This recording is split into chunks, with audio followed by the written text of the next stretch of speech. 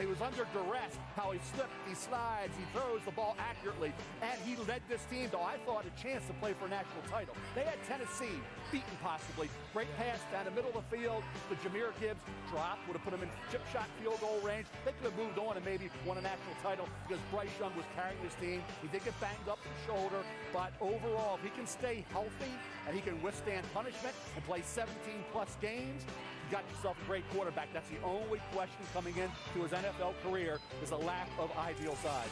And so, Louis, an interesting point that you made on our show Get Up in the Morning one day recently was that not only will being the #1 pick in this draft come with the bragging rights and all of that, but there's also a more significant reason why any of these quarterbacks would love this fit in Carolina. Yeah, look, Greeny, they are uniquely set up to support a young quarterback in ways that you don't see many organizations set up to support young quarterbacks. Just look at it from the very top. Frank Reich, everybody knows his history as a player with the Buffalo Bills, as an offensive coordinator in his time in Philadelphia, coaching Nick Foles under Doug Peterson. I mean, this is a guy who has seen the quarterback position in every facet. Thomas Brown, now the offensive coordinator, comes over from Sean McVay's staff as the assistant head coach, who's now the offensive coordinator in Carolina. Uniquely positioned now to get to tutor a young running back. You. Passing game. Josh McCown, the quarterback coach.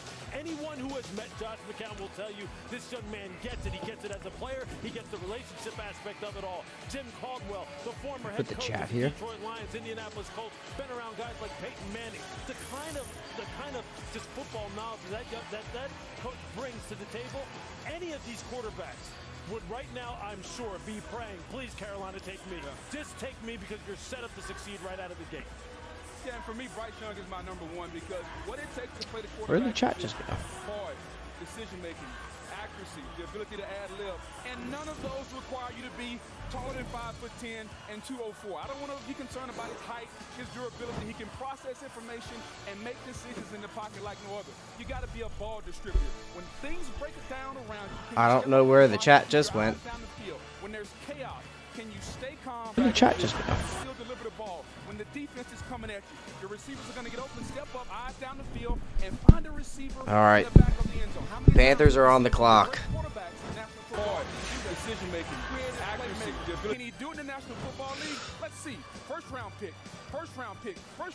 All those guys are playing on. If you're watching, leave your team and who you're hoping they draft. I don't know where my freaking chat just went, but whatever. The ability to ad lib, and when there's no play, can you make a play? Everything he does that it takes to play the quarterback. Whatever. We're not going to mess with it anymore. And none of them have anything to do with 5'10" or 204. Yeah, it's worth saying for those who haven't been following the draft process closely. If he was 6'3" and 225, we'd be talking about him. Dude, send it right now, Dirk.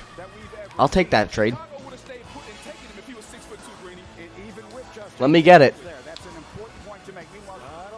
Dude, $100 for Dirk to get Anthony Richardson at pick 1.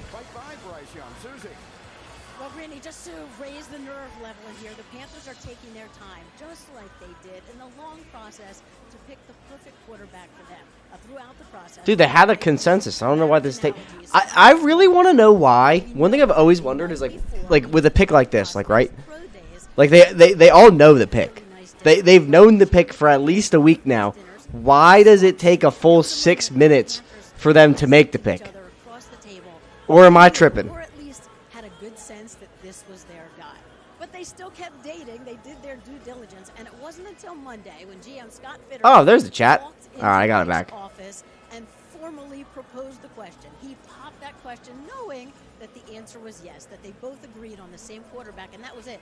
They had their consensus QB. Now, what's a waste of money? Becomes official tonight. Then Frank laughed when he said, like any great marriage, now the real work. Dude, like that's what I'm saying. Like they've had this pick forever. Like there's no way that it should take a full 7 minutes for this pick to get in here. They gave up 2 #1 picks, 2 second-round picks, and the key to the deal in the end was including wide receiver DJ Moore, who Chicago insisted on having. All right, well, I used my phone to record, Drew, so I was going to have to wait till after the draft. And the Panthers getting #1. And that trade was 48 days ago, and the Panthers went up there with the idea that Bryce Young would be their guy, that they were going to evaluate all the quarterbacks, and they liked a lot of these quarterbacks. But if I click on here, does the chat go away? Oh, Bryce Young was the one that's guy annoying. they determined could compete as a day one starter in the Dude, NFL. I don't even think, like, I really do not think the Panthers are winning this division. Like, I think they're going to be really competitive, but I don't think that this is any lock that they win this division. I think it's Atlanta. Like, I think if there's a good... Okay, I don't want to say Atlanta wins the division, but I think everybody's sleeping on Atlanta. So I suppose it is not beyond the realm of possibility we're about to get one of The pick is in. that we've ever seen. But the expectation is it will be Bryce Young. And let's just double back to the point we made a few moments ago. If he was 6'3" and weighed 225 pounds, what would you be saying about him, Mel? You could say generational, but he doesn't have the howitzer for an arm. He doesn't have 4 or 5 speed, so he doesn't have elite talent. What he is just a heck of a quarter. He sees things that nobody else does. He has eyes in the back of his head. He processes so quickly. He's basically has a photographic memory. He picks things up that quickly. Dude, he's a tiny human being. He'll have it done in a minute. So the bottom line with Bryce Young is, and I worry about it, I know you don't, Bo. I don't. I worry about him being able to whistle. Like, look at his frame. You could kind of just tell, like, he's just a small dude, man. I've seen that in the history of the NFL. But if you see some of the bigger quarterbacks, Josh Allen, Justin Herbert, they've all been hurt. It's not if you're going to get hurt, it's when. That's why I don't worry about the durability so much. I worry about when he plays, can he be consistent? Can he be the guy you want him to be? Yeah, you're right. They do all get hurt, but I'm telling you this. There are some mean quarterback hunters out there right now, man. And I would be holding my breath every time he takes a big shot. The Panthers have had the first pick in the draft once before. They selected a quarterback then. It was Cam Newton. They're about to do it again tonight. The second time in history the Panthers... I mean, isn't it kind of wild that they took Cam Newton, and then in the next draft they have the first overall pick? There is a Cam Newton-esque prospect. All right, who is it going to be? With the first pick in the 2023 NFL It's got to be Bryce Young. the Carolina Panthers select Bryce Young. Yeah, had to be. Alabama.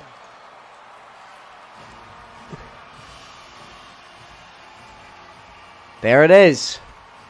Bryce Young, QB1, off the board. Highest-ranked high school prospects in a very long time. He became one of the most decorated college... Dude, how fast do you think his heart was beating right there? He's sweating. Alabama quarterback ever to throw for 3,000 Are they in? yards more. Are they in? Finished second on the No, the draft is in... behind only AJ. Finished with 80 touchdowns and just No, not Bryce. Anthony Richardson's Cam. monster year was 2021. He won Dude, does it not look like they're in Grand Central Station? But they're supposed to be in Kansas City. quarterback ever to win the Heisman. Size, as we've discussed, is the only question mark here. Mel, talent, character, leadership, all off the chart. No question about it, Greeny. Yeah, I have a delay on it, Dominic, and I don't know how to take it off. Weren't perfect around him. He really shined. Let me And as I see. said, he had this team set up, I thought, to maybe be a playoff team. Dude, and my computer is like picking the absolute worst time to tweak out. I don't know why. Some bad breaks. He had the injury, bottom line. He came back from that, played through it, gutted it out, really. He had Jameer Gibson's a heck of a player. Game breaker, we're going to see him maybe in the first round, but didn't have Yes, the real elite quick. receiver. Yet he had this team. Let me see if I can had things broken a little bit better for them. change Bryce it Young to me, on you're gonna YouTube. hold your breath, like we do with Tua in Miami, right? Playoff Dude, in my computer... set up perfectly. This quarterback at that size, I know Boog, you're going to say, well, it happens to everybody, but it's 5'10", about 185, 190. We know It's in that Tua- dump Kansas City, Elmer says. Dude, do you think that they're going to go Bijan, the Eagles? Who do you think they're taking? Bottom line is at that weight, okay, I'm not worried about the height. At that weight, and you get hit, you see how this is nasty, violent, how violent this game is. Can he be out there for 17-plus games? Oh, there's no question that the height isn't an issue. When you break down his film, some of his throws in the middle of the field between the numbers, as far as anticipation and accuracy and being able to layer throws over the second level in between. Go to level YouTube six, Studio. You will see. I will say this, though. In talking to some of the coaches down there, look, they don't want him to live in that Houston's environment where got he's trying to make a little those bit under plays 6 all the time. minutes. They want him to win from the pocket. Give me a moment. Okay, Subway is click taking us down this. to the stage, and Susie, who's standing by with the #1 pick. Susie. Bryce, your parents said that from the moment you touched the football at 3 years old, they knew you were destined for this. What's it like to be standing on the stage as the #1 pick in the NFL draft? It's surreal. It's a dream come true. I'm blessed. I want to thank God for allowing me to be here, for my parents and everyone who supported me. Although it's my name being called, there's so many people that pushed me and allowed me to be here. And as amazing as a moment this is, I'm going to try to live in this moment. I can't wait to get to work and start building off of it. When you met with the Panthers, they talked about their plan for the future. What impressed you about them? Yeah, how intricate they were with everything. Like like you said, everything was methodical, everything was planned out. And the way that they view the quarterback position, how much I learned from my time being there, even the visits that I had, it really meant a lot. So I can't be more excited, and I'm blessed to be a Panther. The #1 pick in the NFL draft. Congratulations. Thank you. Oh, dude, my stream delay's off. I guess it just has a delay built in. Dude, Bijan is the reason that Atlanta is going to. They're gonna freaking win the South. They're not. I don't know. I'm not ready to say they're gonna win the South, the NFC South. But like, I don't see why they couldn't. They were a game out with Marcus Mariota for like 90% of the season. Like, why would they not be able to win the South? Back to the regular season finale when the Houston Texans won that day, but lost out on the #1 overall pick. They tried to trade up. Dude, I can't believe that. Texans pick is in. Is it going to be Tyree Wilson or Will Anderson? Yeah, I really hope that Bijan does not go to the Eagles. No Eagles, please. There have been times when people thought they would go defense. Now the arrow is pointing towards the offense. And it's interesting. We mentioned that Bryce Young was certainly somebody they would covet. I would point out that the quarterback coach of the Texans is Gerard Johnson, who coached C.J. Stroud at the opening, the Elite 11 Finals, when C.J. was the MVP. So he certainly has a lot of familiarity with them. But this is a decision certainly made by General Manager Nick Caserio and the owner, Cal, and certainly. And right now, we'll see if we get the big surprise right now, Greeny. All right, guys, thank you. And so for the last several weeks, Mel, the suspicion here has been that they would go defense, that the Texans were willing to eschew the opportunity to take the future quarterback. You hear them suggesting that they're settling in on the offensive side of the ball, so maybe we are about to see something we weren't expecting. Yeah, we were surprised when we heard that it wouldn't be whatever quarterback was left, whether it was Stroud. Now, I was still a Levis guy, but they seemed like it was Stroud or Young they were waiting on. Once you knew Young was going one, you thought it was Stroud. I will say this, you're chasing Trevor Lawrence. And I've always said, when you're in the division, you better not be the fourth team in terms of the quarterback. You better be one or two to have any shot. In the AFC, you might want to be. Dude, this is going to be interesting. Dude, everybody. And this is the thing, right? Like, if you're the. Sorry, I'm trying to like fix some stuff. It's usually not like this, but if you're the Eagles and you have this like basically free pick with Bijan because it's the Saints pick. Remember, they got it from the Saints trading up with them last year. Like, there's no reason why you shouldn't use it on a position that's going to make you, on a player that's going to make you that much better because of where you're picking in the draft. And if you have the opportunity to, like, for instance, like a lot of people compare Stroud. Oh, the chat's ahead, dude. Wow. With the second pick in the 2023 NFL Draft, the Houston Texans select C.J. Stroud. Wow, dude, they went Stroud. I'm gonna have to hide the chat because it was like 30 seconds early. How many times have we heard this? That's what I'm saying. Like, you could get a better play. Like, you could still get if you're like in, like, for instance, if you're in love with Nolan Smith, you could get B.J. Ojulari at 30. Like, you don't gotta take Nolan. If you're not getting a Will Anderson or you're not getting a Tyree Wilson, like. Dude, I cannot believe they just went Stroud. But that's okay, Dominic. This is what I was telling you when I was looking for the Sunny D's. Like, this is why the Titans shouldn't have traded up until they saw the draft. Because if they had traded up for Stroud before they saw the draft board, they would be dead right now. They'd be cucked. Like, they're done. Dude, he's such a dork. He's nasty, but I think he's such a dork.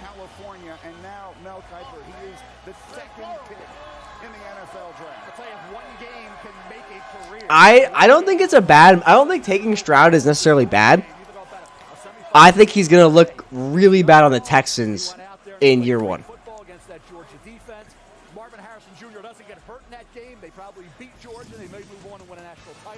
Because I had Stroud as QB1 before the S2 thing. Because, like, if you watch the Georgia game, like, I was like, dude, this kid can't play in a system where there's going to be chaos, there's going to be, the line's going to break down. But then you watch the Georgia game, and he does everything, man. Like, he was able to do whatever he wanted. The thing is, though, like, that could be me that could be in for my pick in fantasy. What are you talking about, Drew? He had 0 rushing touchdowns the last 2 years. Like, his ceiling to me, Stroud's ceiling to me is like athletic Jimmy Garoppolo, if that makes sense. Like, he's going to distribute the ball, but he needs to be in a system that he has good protection and he has good skill position players. I don't think he's the type of player to elevate an offense. I mean, Marvin Harrison, in my opinion, Marvin Harrison is already a top 10 receiver in the NFL. I mean, quarterback in the NFL. I mean, wide receiver in the NFL. Oh, my God. Wide receiver in the NFL. Surely this pick gets traded. Surely this pick gets traded. Unless it did get traded and you guys are ahead. He showed later on in the season, as Mel just alluded to against Georgia, that he could. Look, his pocket awareness, as far as being able to slide up in the pocket, field pass rushers, keep his eyes. Yo, and Stroud also played with Olave, Wilson, and Jigba, who are all probably top 15 picks. I mean, Olave and Wilson are top 15 picks. Releasing that ball early and then throwing it on the money. Here again, the ability. Dude, like, this is what I'm talking about. The highlights on the Georgia game, like. He didn't do that anywhere else, and yeah, of course it's Marvin Harrison. God, they also got that kid. Their other receiver, Emil. It's like his name is with 2 E's, Emil, like whatever. But he's nasty. The kid behind Harrison, and I mean he's played with so many top tier receivers. Like you just went from Garrett Wilson, Chris Olave, Marvin Harrison Jr. and Jackson Smith-Njigba to Nico Collins, John Mechie, who has cancer, and well, thankfully John Mechie is better now. He's beat cancer, but yeah, I mean like.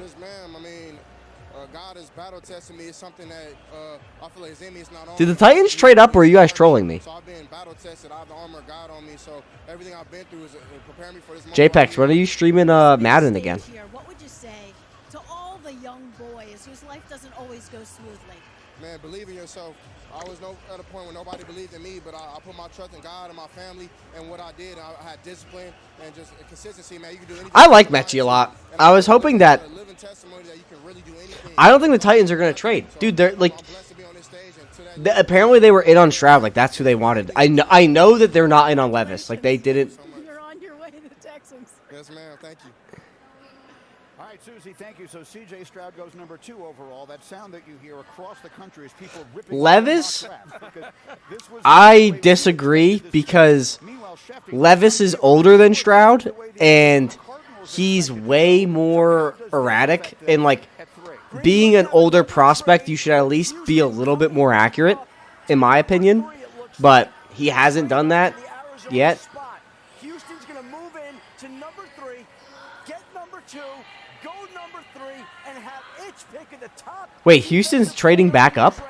The Houston Texans are moving right back up to Wow, dude, they're moving up for Will Anderson? That's incredible, dude. That is a boss move. That's insane. Go Texans. To take that player at 3 if they choose to. Mel, who is that? That's Will Anderson Jr. And in my Has to be. character off the charts. I'm gonna force this trade through, but I want to see.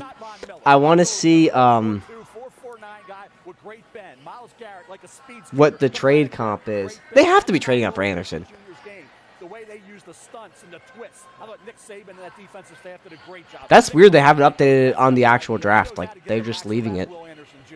You want a leader. You want one of the best kids you'll ever come across. And Dude, that's crazy that Houston did that. That's wild.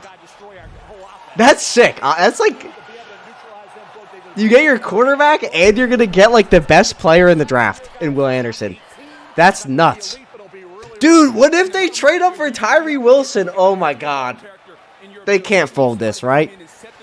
Nah, he already got the call. He's up. He knows. He's got his phone in his hand. He knows. The pick is in. Yeah, instantly in.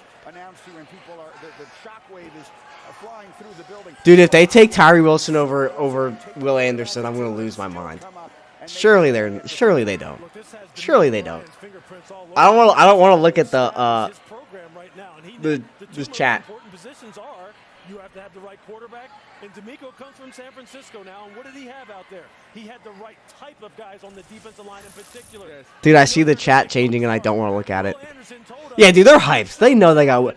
Dude, if they traded up for Jalen Carter, oh my God. Oh my God. DeMeco Ryans is going to be a good coach. I'm telling you, the Texans are on the up. I might have been a year early on them. They were my 4th sleeper last year. I went 3 for 4 on my sleepers. Giants, Jags, Detroit, and then Houston was my 4th sleeper that obviously didn't do much. But dude, I think with DeMeco Ryans, they might do something. I'm not saying they're winning that division, but low key, the Titans might finish last in that division. Unless the Colts take Levis.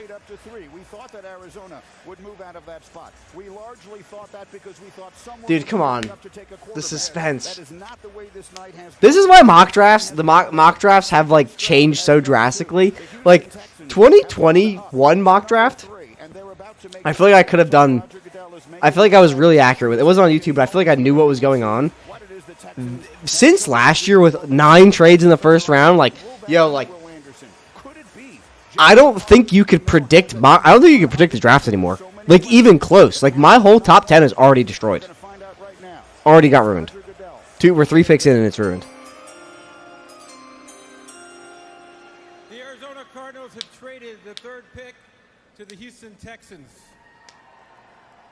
With the 3rd pick in the 2023 NFL Draft, the Houston Texans select Will Anderson Jr. Dang, dude!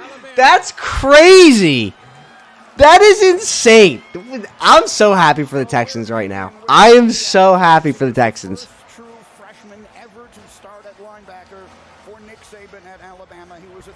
Dude, he's a god. He is, Will Anderson, I would take him 1 overall in fantasy if he was available, if I could. Dude, but this is what I was saying. Like, imagine that man hitting Bryce Young. Oh, my God. Oh, God, he's dead.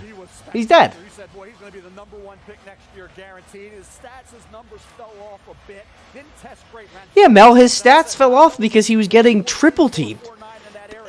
I mean, dude, if you're holding the stats against Will Anderson, you don't know what you're watching. That's all I gotta say. The double teams, the chip blocks, that's great. I'm so happy for the Texans. See that number a lot higher for guys getting in that backfield, getting after the quarterback and wreaking havoc. That's going to be something they have to get him and coach him to do. I think you look at the AFC in general. We talk about chasing Trevor. You got to get after the quarterback. So now they have their quarterback in C.J. Stroud. Do you think Trevor Lawrence pooped his pants a little bit? Those quarterbacks in the ACC and in their division with Trevor Lawrence, Will Anderson Jr. You look at the way he uses his hands, the way he uses that length, the stunts. Who's he up against right there? Is that Broderick Jones? No. At the collegiate level in the NFL against the best in the business, whether he can do it without being benefiting from, as I say, Nick Saban and the stunts and the twist, we will see. Yeah, Carter's got all these red flags. Like Carter, there's a lot of reports about Carter. He might. I had him fall to 9, but my mock is already ruined. But I had him fall to 9 in 1 mock draft, and that was my last one. I don't see him really. The thing is, the reason why I think he might fall is because he's not going to go to the. I think with Anthony Richardson still being on the board, I think the Seahawks are taking him 100%. Carter, I don't think the Lions. The Lions probably the whole what's it called? Dan Campbell era has been like character. So I don't see them taking another. Like a character with all these red flags when they're on the cusp of going to the playoffs. And then the Raiders can't really afford it because they've missed on so many first-round picks already. So, like, if you're the Raiders, are you really going to gamble on... I mean, Jalen Carter makes sense to gamble on. Don't get me wrong, but I think they need corner help. Their only corner is Nate Hobbs. So, I don't know. He could fall, but I think Johnny, if he does fall to, let's just say 7 to the Raiders, I think the Eagles will trade up for him, I swear to God. I'm being told that we have more news here as we already are off to a rollicking start. Adam Schefter, what can you tell us? Well, Green, we have the Indianapolis Colts coming up at number 4, and their offseason has been all about getting a quarterback. Now, keep in mind, the quarterback coach that they hired as their head coach was Shane Steichen. Dude, and who did he work I think I think the Colts really are in on Levis, but I think the right pick is Anthony Richardson because of what Steichen did with Hurts. Like, if you really think about it, Anthony Richardson is Jalen Hurts on steroids. So, like, you give that to Steichen, who can hopefully, build the team around him in a few years. But the thing is, like, you're not going to have time to develop Richardson unless you put him behind Gardner Minshew. I think they really want Levis. Dude, I feel like the Eagles also, like, low-key are just drafting the Georgia defense. They have Nakobe Dean. They got Jordan Davis. Now they're going to get probably Nolan Smith or Jalen Carter. Dude, I love Nolan Smith, by the way. I'm so high on Nolan Smith. And man, to my family, thank y'all. I love y'all so much for all the work and love that y'all gave me to support. I'm so appreciative. There was an instant connection with this coaching staff and D'Amico Ryans. Tell everyone why. Yeah, man, they're good guys. They're smart. They know what they want out of. What do you disagree with, Drew? They want to use me, but they're good people. And for me, that's why you know how don't be afraid to disagree with Daddy. It's okay. Bama Sci-Fi, that's what we call it, baby. That's what we call it. Congratulations. Thank y'all. Dude, the Georgia defense is basically like a minor league NFL defense. Like, it's the closest you're going to get to an NFL defense in college. The Colts in 1992 were the others. They take C.J. Stroud at 2 and Will Anderson at 3. Quickly, Mel, as we heard Adam Schefter describing what we thought the Colts might be looking for here. Shane Steichen comparing a quarterback. I want to see the trade. Does anybody know the trade compensation for the Cardinals? One would think Will Levis. Also did a great job as the OC. Are those real Colts cheerleaders, or are they just... Wow, look at that room. Holy crap. What is that on the back wall there? Are those names? The thing with Richardson is, like, even if he doesn't pan out as a quarterback, you're automatically getting an uber athlete. Like, oh, did he just get picked?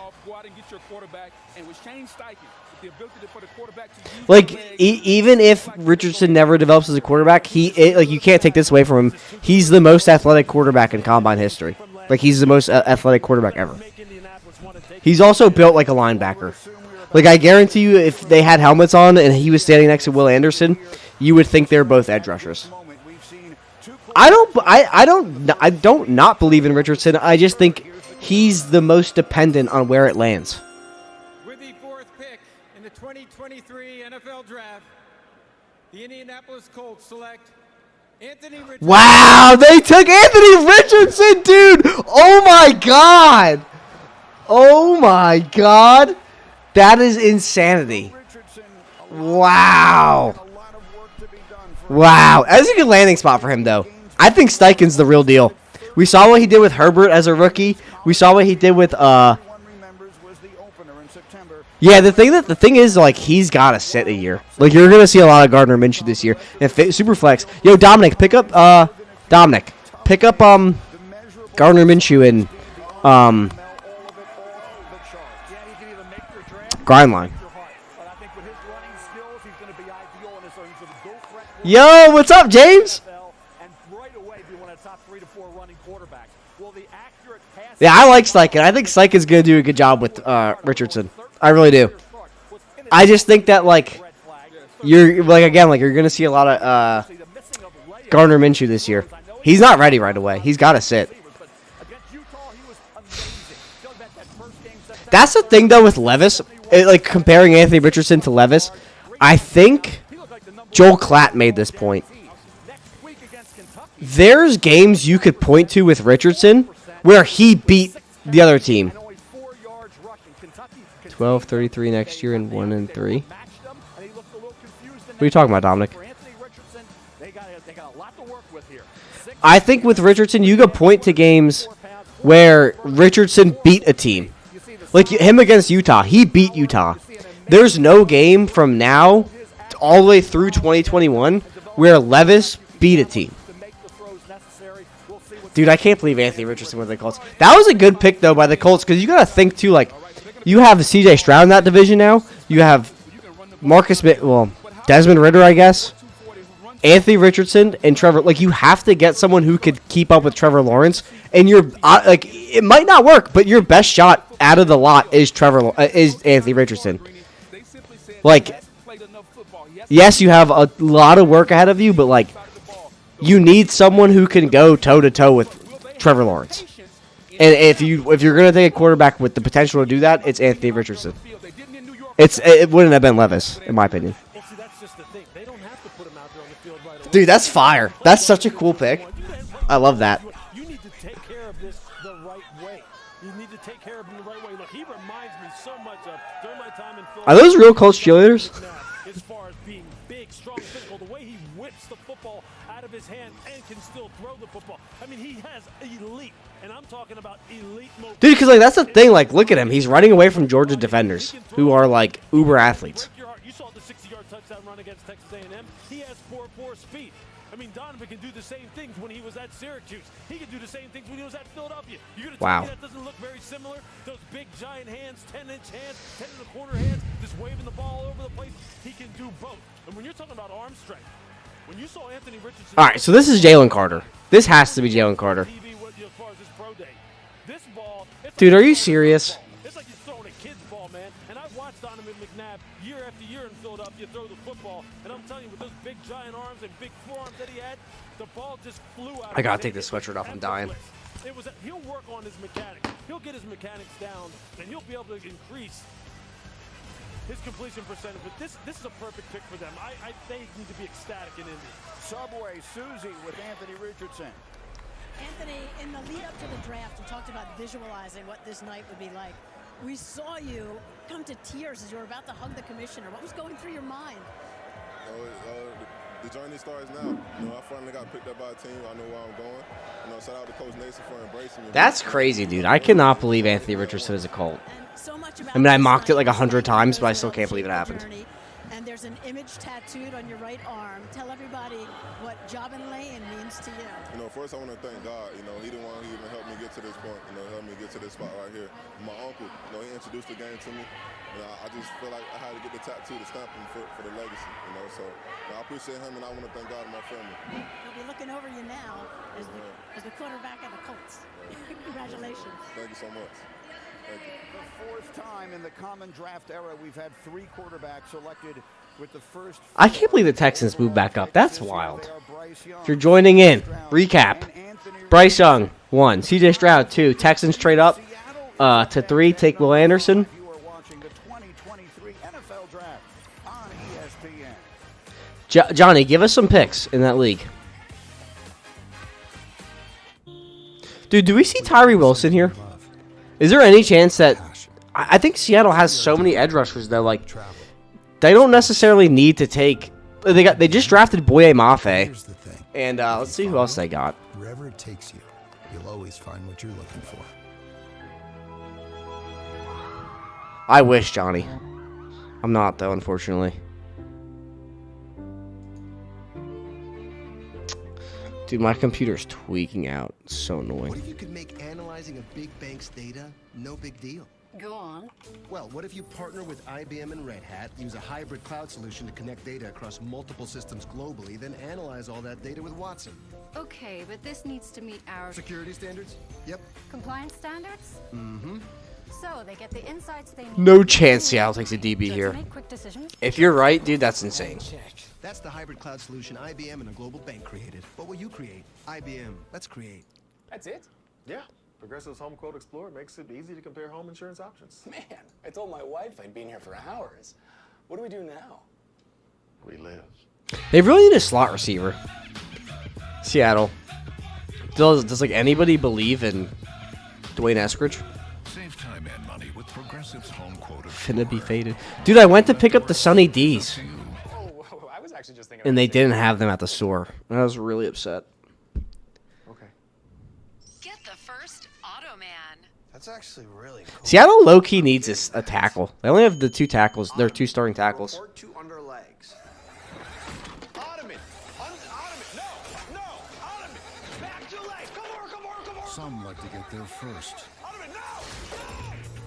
We like to get it right. Oh, the pick is in. The pick is in. Today, it's the electric truck designed to get truck stuff right. DirecTV is a leader in sports, but Jeff doesn't have DirecTV. Well, now we know that there's one less team looking to take Jackson Smith and Jigba. He's all right. I love watching the game with you. Call 1-800-DIRECTV to get a $200 reward card. I can't. That was such a baller move by the Texans. I'm still not over it.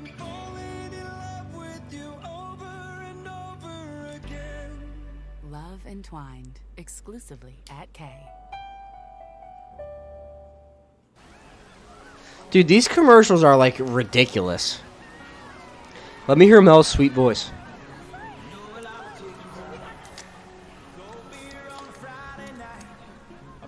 Oh, it's a Bud Light commercial. I didn't know they still made these.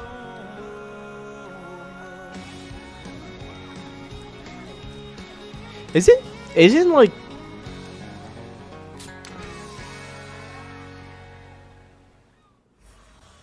Alright, the pick is in. Come on, yo. Lions are on the clock. 8 minutes, 30 seconds. Presented by Courtyard by Marriott.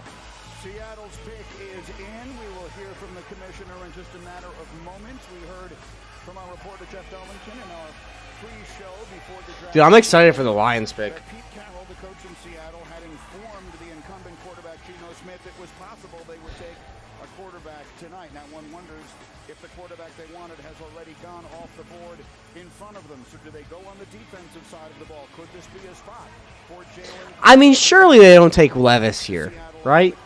Of the last few weeks. We're about to find out. I see the commissioner making his way. Number 5, Seattle. And here's Roger Goodell.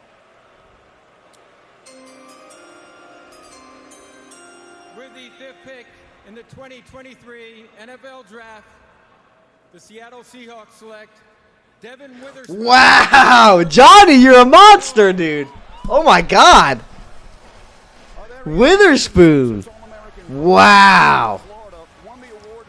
I don't think anybody had that mocked. I don't think a soul... I've watched... Trust me. I've watched so many mocks. I'm not even... I would admit I was wrong.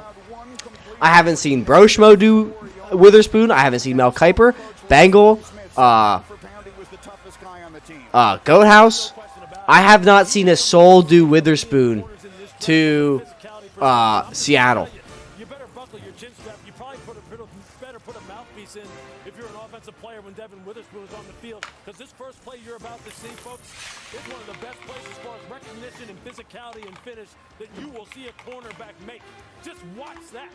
Look, that should be the highlight right there. I don't really need to say anything else. This is the first Holy crap. game. So when you figure that the Seattle Seahawks in the secondary gave up... I had Witherspoon going at 6. So I don't think it's that high. I just thought... Like, the thing with Witherspoon is, like, he's a little bit small to translate to a boundary corner in the NFL. He probably will because he's a beast. But he's probably going to start out as a nickel corner. But, I mean, dude, Tyreek Woolen and Witherspoon, that is a scary, scary duo. This is Blake Corum, too, dude. Popped. Like, that's a first-round running back next year. That highlight from Michigan. Is that Jaden Reed? Yeah, that is Jaden Reed. Jaden Reed, dude, that's a kid to watch out for on day 2. I'm telling you, that's one of my guys. Everybody says my guy. Like, that is one of my guys. Him and Cedric Tillman are my 2 receivers that are, like, everybody is sound asleep on them. They're so good, dude. So good. Dude, that's wild they went with Witherspoon. My concern is stopping the run. Draymond Jones was brought in. They give a dash. Josh Jacobs is still running, okay, against this defense. So when you look at this defensive unit, Jalen Carter is the first team we thought could be a great spot for Carter. They passed on Carter to take the cornerback. Where does Carter fall? We thought he'd definitely go between 5 and 10. Here he is at 15. Talking about Seattle needed him and passed on him. So the Seahawks go defense. The Lions are next on the clock. They will make the next selection after Devin Witherspoon goes to Seattle. Jalen Carter waits to hear his name called. The celebration beginning in Champaign, Illinois, for their guy, Devin Witherspoon. And we'll be back. Dude, that's... No, then more commercials, man.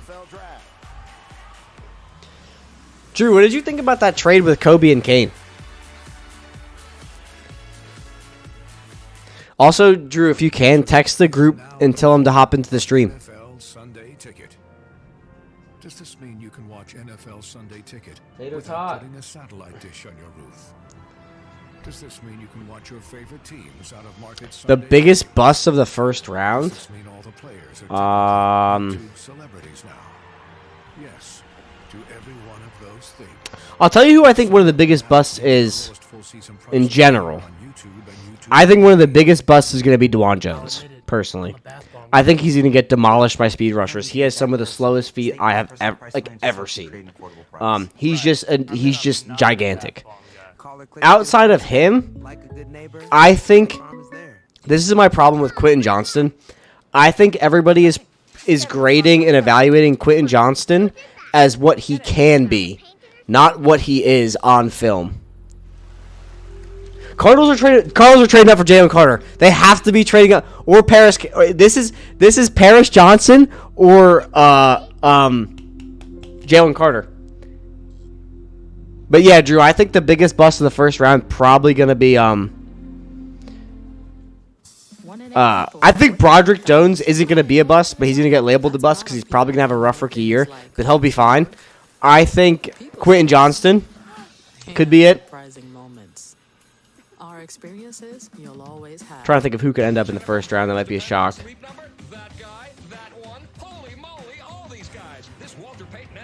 Has to be for Paris Johnson. But the thing is though, Johnny, like they have what's his name, Rich Gannon, who's defensive coach. He could want his defensive player for his he might want to fix his side of the ball. So like.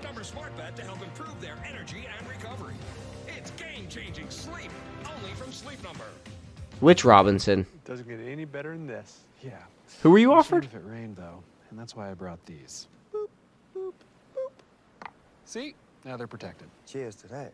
I don't know how I'm gonna drink this now. It was your idea to bring them, bro. Yeah, I didn't think it through. A perfectly poached egg, English muffin, shredded beef, and roasted peppers. Dude, I had Denny's for lunch today. And I don't know the last time I went to Denny's. So fire. Flavors, only from IHOP. Download the app and earn free food with every order. You're a star. Dude, the Cardinals either just traded up. No, I didn't like that trade. I think Kobe just did that trade because he's a Steelers fan. Pickens is gonna dominate that offense. It's gonna be Pickens and Najee Harris, 100%. Didn't you just trade for Najee? Because I was trying. Everybody's down on Najee. This is a great time to buy Najee. I think he's gonna have a really good year. We told you the Lions were on the clock. Adam Schefter is going to tell you why that is no longer the case. Schefter. Let's do the trade. Fireworks are exploding. We have another trade. The Arizona Cardinals have moved up to 6. So to recap, Arizona started the night at 3, traded to 12, and now is traded back up to 6 while getting an extra 1 next year from Houston. And they have wanted to protect Kyler Murray. Oh, dude, Arizona got an extra 1 next year. I will not be surprised if it's not. Good for them. All right, and so we see Arizona now, who is at a very active night, as Shefty tells us. So, Mel, if it is offensive tackle, in what direction should folks be expecting them to go? You want the pure offensive tackle, it's Paris Johnson Jr. You want the versatile guy, it's Peter Skoronski. When I say versatile, it's moving inside from left tackle to guard center, which he hadn't done. He's been a left tackle. You want a guy that's been a left tackle for 1 year and a right guard for 1 full year. It's Paris Johnson Jr., who was the #1 player in the state of Ohio coming out of high school, 5-star recruit. The pick is in. Is there any chance that so they got? Wow, dude, the Cardinals gave them the pick 34. Oh my God, dude, why? Why? They have to start somewhere. This is the worst roster in the National Football League. If you're going to start somewhere, start at left tackle, protecting your quarterback coming off the injury. All right, so they've made some. What up, Drew? Dude, why would they trade their second? No, I don't think the Cardinals roster is so bad, top to bottom. There's no way it's going for Bijan. This has to be for Paris Johnson. We're about to find out for the 6th pick here in Arizona. Their coach is such a cheeseball. It's definitely Kyler Murray drafting right now. Yo, what's going on, Clouds? How you been, buddy? The Detroit Lions have traded the 6th pick to the Arizona Cardinals. With the 6th pick in the 2023 NFL Draft, the Arizona Cardinals select Paris Johnson. Okay, Jr. that makes sense. Ohio State. That makes sense. I like that. Great moment for this former 5-star prospect out of Cincinnati. Mel Lanford Dominic is in this chat. He's 100% in the chat. I think he's probably watching it on his phone, so he's probably going in and out, but he's watching. Ohio State has had. This is their first offensive lineman in round 1 since 2018. He is smart, he is tough, and he works hard. Now, I'll tell you what, he is not. Dude, that was a good pick. That was a good move for the Cardinals. They got an extra first. I don't really agree with giving pick 34, personally. But, I mean, I guess.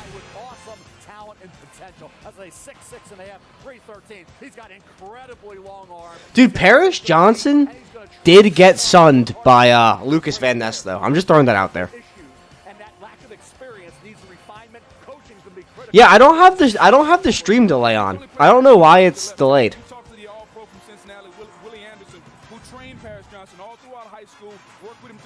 He says the best football is ahead for him. He's got to understand how to set, how to punch for his body, how to use his athleticism. They wanted the best pass blocking left tackle. They got it. And you know what? I'll tell you this. You need professionals down in Arizona. Dominic, Clouts is looking for you, so get back into the chat. Because I know you're just scrolling through Twitter right now. Paris Johnson is a ready-made pro. He is going to be the first guy in, the last guy out. He's going to work on all those deficiencies. Dude, I don't know, Clouts. I kind of think that if the Giants move up, it's for a corner. Georgia overwhelmed them sometimes with their power. But you're right, Mel. He has those long arms, has great inside-out. Like, if we traded up for Christian Gonzalez here, I wouldn't even be mad. Ooh. I wouldn't be mad. Not Indians. They need chiefs. They need people who are going to set the tone. He will set the tone. 6 picks have been made so far, 5 of them either from the SEC or from Ohio State, including the big man Paris Johnson, who was just selected. Dude, this has to be Gonzalez. Like, it has to be. Involving Arizona and Detroit. Subway takes us down to the stage, and Susie. Susie. You protected Justin Fields, C.J. Stroud, and Kyler Murray lobbied the team to come up and get you. So what should Cardinals fans know about what they're getting, what you'll bring to this team? Man, I'm just here to work, you know. Like, I don't really have the words, you know. I'm here to work. I'm here to compete, and that's what I want all the fans to be able to expect. You know, I love Emmanuel Forbes, dude. He's one of my favorite corners of the class. I've had him in the first round for a while. It's going to be interesting, though, because, like, his corner class is so deep, man. Like, it wouldn't be surprising to me if the Giants traded up for Jackson Smith-Njigba and then traded up for Cam Smith. Or, honestly, dude, maybe even Keely Ringo. But who knows where he goes? I think that's a wild card. I don't know where Ringo's going to go. Amazing. Destiny. Thank you. Congratulations. Thank you. Appreciate it. If I may, a very quick moment on what an impressive young man Paris Johnson is. He graduated in 3 years with a degree in journalism. He speaks Mandarin and Portuguese. And a charity that he found. Dude, I got the rosters pulled up on the PFF website, and the Raiders roster is so bad. And the homeless. Congratulations to Paris Johnson. Meanwhile, now it's time for a look at Mel. Dude, I wouldn't be shocked if this is Skoronski. I just don't know if they have him on the board as a guard. I mean, they could take Jalen Carter here, too, and that would be huge. Bijan is the next pick. It's got to be the next pick. Because if the Eagles get Bijan, I'm going to be upset. Atlanta do anything coming up? Peter Skoronski would look great in a Jets uniform. This could be that tackle, guard, center, that versatility that you need on that offensive line with Aaron Rodgers coming in. I will say this for the Raiders. That secondary needs Christian Gonzalez. Dude, some of these draft rooms are, like, hideous. The Giants just remodeled their draft room, and it looks so sick. Christian Gonzalez makes sense. Well, they take the quarterback. You got Jimmy G. You go with the best corner at This has got to be corner. Like, it has to be Gonzalez. It's Gonzalez or Carter. Oops. Which is Christian Gonzalez. Look, they're 31st in QBR allowed, 29th in passing yards allowed. They had 6 interceptions last season total. I think that Renfro's going to lose some of his snaps to Jacoby Myers because of the connection between him and Josh McDaniels. I would take that trade back, Drew, unless it's for like a 4th-round pick. Jalen Carter, to me, just like makes the most sense to be a Raider. But I'm like really holding out hope that this new regime doesn't follow in the steps of the old regime. Like, just take a good high character player, please. Number one player is still on the board. They need somebody. They tried Chandler Jones. He hasn't worked. Max Crosby coming off the edge. They need a 3 technique. Dude, Will Levis is still on the board. When does he come off? Maybe a team's gonna trade up. Oh, nope. The pick is in. Can he absorb that? Does he have the resources to go ahead and say, hey, look, we have the people along the defensive line, which he may. He may have some people on the defensive line that can say, hey, let me tell you something, Jalen. This is how the dual. Dang, dude, the chat keeps spoiling it. Tyree Wilson? Wow. Dude, PFF is so dumb. Just look at this. So this is why my last predictive draft, this is why it got screwed up, right? So I'm going through it. I'm at like pick 16. Maybe pick 20. Look at how far these guys moved Tyree Wilson down the board. Ready?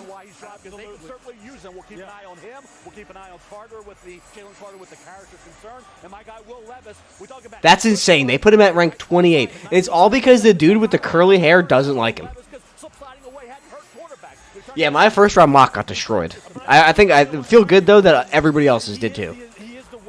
I think the only pick I got right so far is Bryce Young.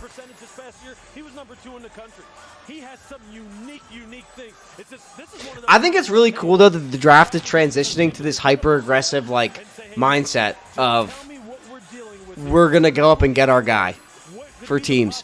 Like, there are teams that always do things the right... But even, like look at the best teams, right? Like, the Chiefs. The Chiefs and the Ravens are always moving around the board, and whether you think Lamar is good or not, like, they've built a very successful roster around their quarterback, whoever that is. Like, Snoop Huntley probably wins that playoff game if there's not the greatest defensive play in playoff history. Like, but I think the thing with, like, Dominic, to your point about Tyree Wilson being risky, I think he's a good risk because, like, there's no risk of, like, he might not be on your team because he's an idiot. Like, with Jalen Carter, he might not be on your team because he's an idiot. Like, Tyree Wilson might not be on your team because he ends up being trash, but, like, that's a whole different... That's just the draft.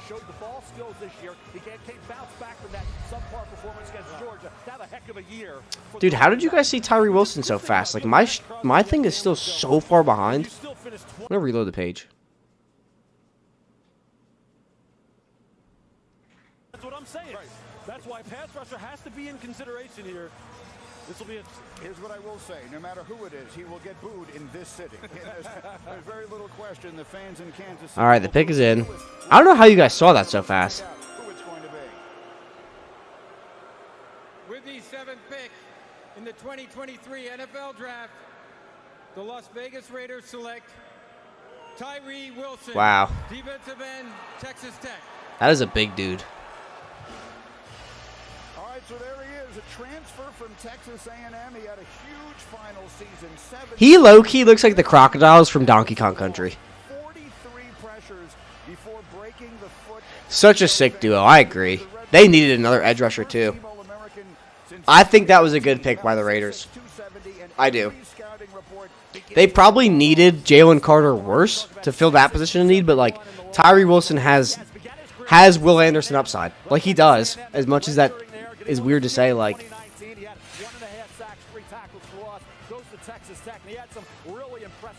How much... Answer this. And then subtract 30 seconds, if that makes sense.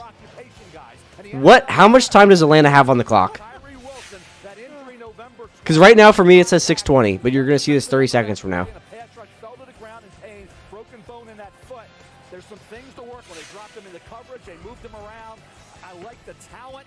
I'd like to see a more dominant performance week in and week out. But I get it. Hey, if you're okay with the foot, he drops down here. I think this is my 16th best player on the board. I wasn't as high on him as some were, but I tell you what, the talent's undeniable. Coaching for him is going to be very important. And to me, he's the best 4-3 defensive end in the draft. You can line him up in a 5 technique, which is outside the Dude, he's just so long, man.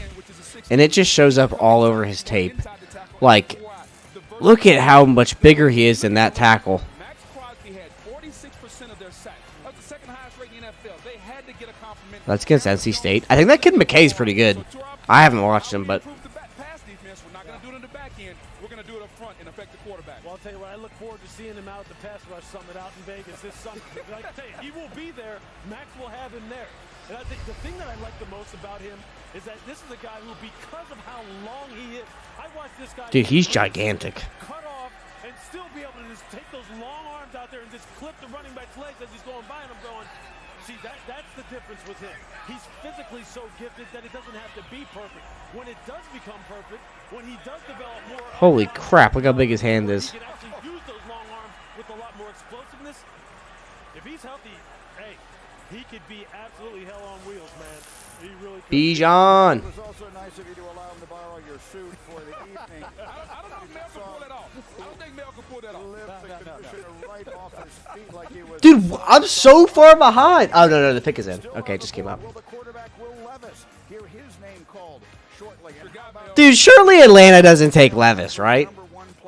Actually, I'm high. Yes! Yes! Bijan to the Falcons. Let's go! Let's go! Let's go. He's not an Eagle. That's all I care about. Let's go. Dude, the Falcons are going to win this division. I'm telling you. I am telling you the Falcons are going to win this division. The Falcons are going to win this division. The Falcons are going to win this division. It's not the Saints. The Saints are the most overrated team in the division. They might be one of the most overrated teams in football. Derek Carr couldn't carry Devontae Adams and Josh Jacobs. He's not carrying the Saints. He's not. He is not. Carolina and Atlanta have way more complete rosters. Bryce Young, going to be tough for him, but Bijan can win games by himself, and they were a game out with Tyler Algier and Marcus Mariota. Dude, I'm telling you. I am telling you. And now they fixed their defense with mad talent. They brought in Jesse Bates. Like, I'm telling you it's Bijan. I'm telling you. I'm telling you Atlanta is with... I'm telling you. I'm telling you. Dude, and they're going to give... Like, Arthur Smith comes from Tennessee. They are going to give him 1 million carries. Like, he's going to get at least 30 carries a game. Okay, not at least, but he's going to get around 30 carries a game. Rant is over. Guardians of the Galaxy Volume 3. Rated PG-13. Only in theaters May 5th. Tickets on sale now. All right, I got that pick right in my mock. That makes me feel good. Let me bring in my expert. I mean, I mocked Tyree Wilson to the Raiders a while ago, but not recently, so I'm not going to act like I knew that was coming. Won't do well at auction, but at AT&T, it's worth a brand new Samsung Galaxy S23. Wait, really? What about this? I'm just so happy that he's not an Eagle. Oh my God. It's a free new Samsung Galaxy S23 with the Galaxy phone trade-in. Any year, any condition. Dude, I'm not totally sold that the Bears wouldn't have went Bijan.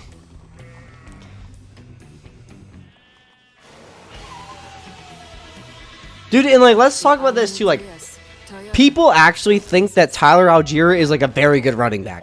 That's how good the Falcons were at. On their, like, I mean, look at this. Look at this. Dude, my computer is gonna make me blow it up because it's freaking out. Somebody has to fight back. They talk about a holy war that's coming. Once it loads, I got the PFF thing pulled up, like, so I can see everybody's rosters. Look how good their offensive line is.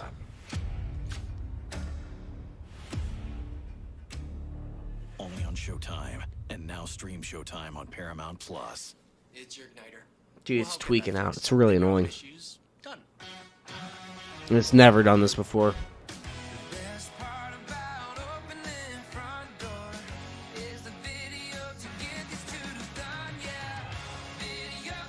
All right, here we go. Look at this. Look at this offensive line. Look at that. Lindstrom, McGarry. These guys are nasty. These two are nasty. They're probably going to draft a center later and a receiver. But this is such a deep receiver class. Like, they're going to be fine. And behind the scenes access all off season. Just trying to build that consistency. NFL Plus. Chicago is on C clock. Welcome back to Kansas City, where the Atlanta Falcons pick is in at number 8. I still haven't seen the Bijan pick, by the way. Their 39 sacks in the last 2 seasons are 23 fewer than any other team in the National Football League. So there are plenty of pass rushers still available, despite the top 2 names, Will Anderson and Tyree Wilson, already being off the board. We'll see if the Falcons will go in that direction or in another. The commissioner making his way to the stage on a a loud night here in Kansas City. The defending Super Bowl champs hosting this year's NFL. Has to be Carter here. I agree. I still haven't seen the Falcons pick. Eagles traded up. I knew it, dude. I knew it. Because they're going to go Chicago wants a tackle. They want a tackle.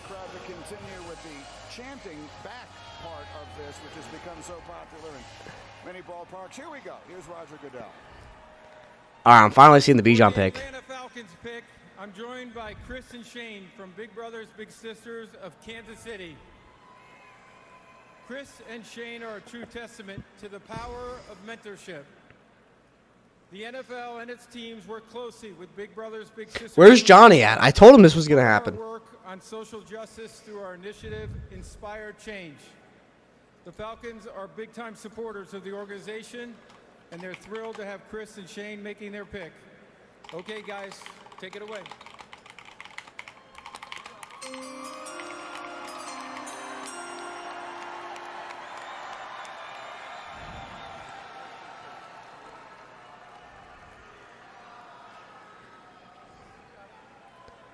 All right, bro, just say the pick. With the 8th pick in the 2023 NFL Draft, the Atlanta Falcons select Bijan Robinson, running back, Texas. Oh. Arthur Smith strikes. Wow. Holy smoke. In a word, Bijan Robinson is spectacular. Dude, I'm so happy Bijan is a freaking... 100 yards, 18 touchdowns, unanimous All-American, won the Doak Walk. From Tucson, Arizona, Mel, where he was the two-time state player of the year, Lewis. It is Bijan Robinson, 8 to Atlanta. Yeah, look, he's the total package now. He has got instincts, vision, strength, jump cut ability. Dude, Bijan's a monster. Run speed, catch the ball to the backfield. You name it, he's got it. He's got it all. And look, Arthur Smith, the head coach, he's the kind of guy who's going to say, hey, look, I need a bell cow. I need a guy who can do it all. Look at this elusiveness. Look at it. Spin with 1, 2, 3. Oh, no. What's happening to the stream? Again, sit down. Get off of me. I mean, he can do it all. Contact balance. He's going to need Oh, no, we're this. good. Offensive line in Atlanta really didn't play up to par last year. But just look at this. Guys just bounce off of this young man because he's 200. Yeah, the Eagles are taking Jalen Carter. It's like 100% mock. Built the way you want a running back to be built. He can catch the ball out of the backfield. As far as here, just running this halfback seam. And look at the adjust to be able to catch the ball back across his body. He's going to be asked to do it all. And then in pass protection, the number one. Dude, that's crazy, dude. We're going to need someone who could hold it down against freaking Jalen Carter now. Oh, my God. Did the pick go in yet? I'm still seeing the Bijan pick. Then it's all a bonus. Bijan can do all that. I'm telling you, this is an Arthur Smith pick. He needed that bell cow. He's used to having one.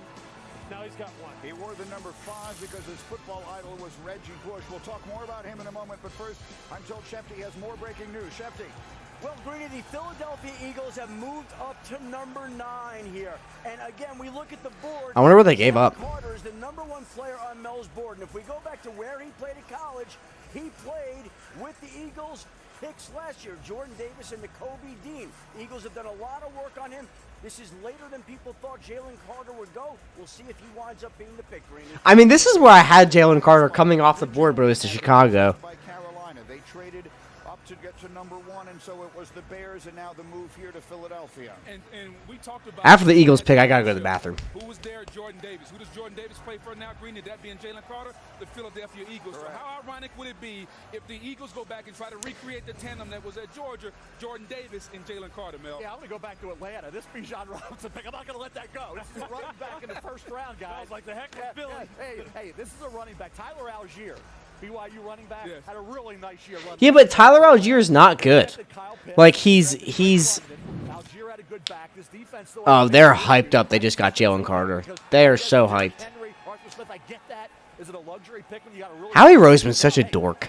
I don't care what anybody says. If not, then you already already have a good back in Algier, and you have Christian Gonzalez, cornerback Oregon, sitting there for a secondary that could have used them. But to your point with Atlanta, nobody ran the football in the National Football League more than Atlanta. So, yeah, Algiers had a good season, but when you can get a back like Bijan Robinson, who I think is a combination between Saquon Barkley and Christian McCaffrey, because Steve Sarkisian said he was the best receiver on the team, I think that's too much to pass up. You know what?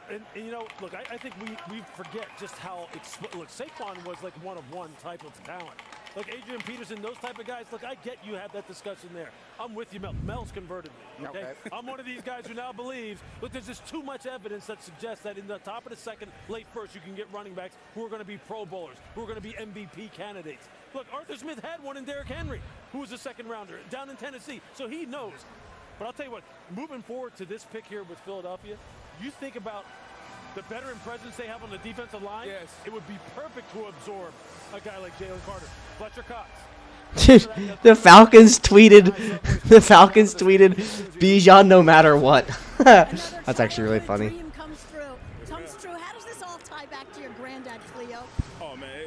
Well, first of all, I just want to say give honor to God for blessing me to be here with everybody and giving me the gift to be out here. But my grandpa, he's so ecstatic right now. And, just doing it with him and being a part with him, it's so incredible, so amazing. But can't wait to celebrate it with him and see what he says. You've already been doing community work in Austin. What should the Atlanta community know about what they're getting in Bijan Robinson? Oh, I mean, they're just getting such a positive guy, that obviously loves football, but wants to help the city, just grow even more than it already is. And, for me, my heart is out there for everybody. And, I'm going to bring my faith and my positivity, my happiness, my smile to every kid, every teenager, every adult, everybody out there. So, I hope they So the Bears traded the pick with the Eagles for a 4th-round pick. Wow, dude. I mean, I guess that's not bad. These guys are all pros. When you talk about strong personality, dude, could you imagine if the Patriots take Will Levis? This is how we do it. We were a couple snaps away from winning the Super Bowl. Can you imagine? We got going on here. It would be perfect. It'd be perfect. All right, I need this pick to get announced because I really got to pee. As you see, they pick up a 4th-round pick for next season. Philadelphia wanting to be aggressive in this spot, moving up one place, maybe believing someone else was going to. I mean, this has got to be Jalen Carter, right? Has to be. A lot of signals here, maybe pointing towards Jalen Carter, who is. And then I would guess the next pick is Peter Skoronski. Oh, do the Bears go with Jackson Smith and Jigba? Do they do it? To invest in the trenches in these first-round picks. That's why I thought it'd be interesting if Bijan was there. Would they take him? Peter Skoronski, offensive lineman out of Northwestern, is the kind of guy they need in life. Here we go. The pick is in. Now here's the commissioner. The Chicago Bears have traded the 9th pick to the Philadelphia Eagles. With the 9th pick in the 2023 NFL Draft, the Philadelphia Eagles select Jalen Carter. Wow, dude. Georgia. So there it is. Oh, the Eagles are such a poverty franchise, dude. Oh, my God. So annoying. They shouldn't even have this pick. The Saints are morons. They traded their soul for Chris Olave. Pleading no contest to charges of reckless driving and racing stemming from an incident in which 2 people were killed. So this was, in its own way, the most. All right, I'll be right back. I got to go to the bathroom. Let's go to Shefty and Chris Mortensen for the insight into how it was made. Guys? Yeah, I can tell you here, Greeny, the Philadelphia Eagles went back and forth on this pick. And Drew Rosenhaus, the agent, called Howie Roseman today to begin to try to work with him and put Jalen Carter on the phone with the Eagles to try to convince them to take him. I think early in this process, the Eagles were not thinking of Jalen Carter. But when the board fell the way it did, he was the one player there that they loved, and they decided to move up one slot to try to take him. But he was a tough discussion for a lot of teams. I know at least 3 teams picking in front of the Eagles that took him off their draft board, Greeny. All right, Mel, he was the #1 player on your board. Yeah, great player for 2 years in a row, and I think what impressed me this year in terms of his football ability, he had the ankle injury against Oregon, first game of the season, right? So he's out, sprained MCL against Missouri October 1st, comes back from that against Florida October 29th, finished out the season and helped his football team, his Georgia defense, this overall team, win their second straight national title when, hey, Jackson Smith and Jake got a hamstring, didn't play. Jalen Carter came back and played, and he really assisted this team. He had 31 quarterback hurries. As I say, they give away hurries at Georgia, they give away candy on Halloween. But again, Jalen Carter was in the backfield a lot. Credit with 32 tackles. I'll tell you what, 6'3", 215 pounds, 315 pounds. A guy who is tough to block. The interior pressure he gets on a consistent basis wreaks havoc, and it really affects quarterbacks. Jalen Carter didn't have any issues. He's in the mix to be the first, second, third pick overall guaranteed. The character concerns obviously pushed him down the draft board to a point where the Eagles, who invest in the trenches on a regular basis and have the strong locker room leadership to make it happen with Jalen Carter. You know, when I studied this player, to me, Ndamukong Suh jumped out on tape, but he's a twitched-up version. A guy that can rush the passer inside out. And how about the irony? He went to Poplar High School in Orlando, Florida. You know who else went there? Warren Sapp. You know who fell in the draft also?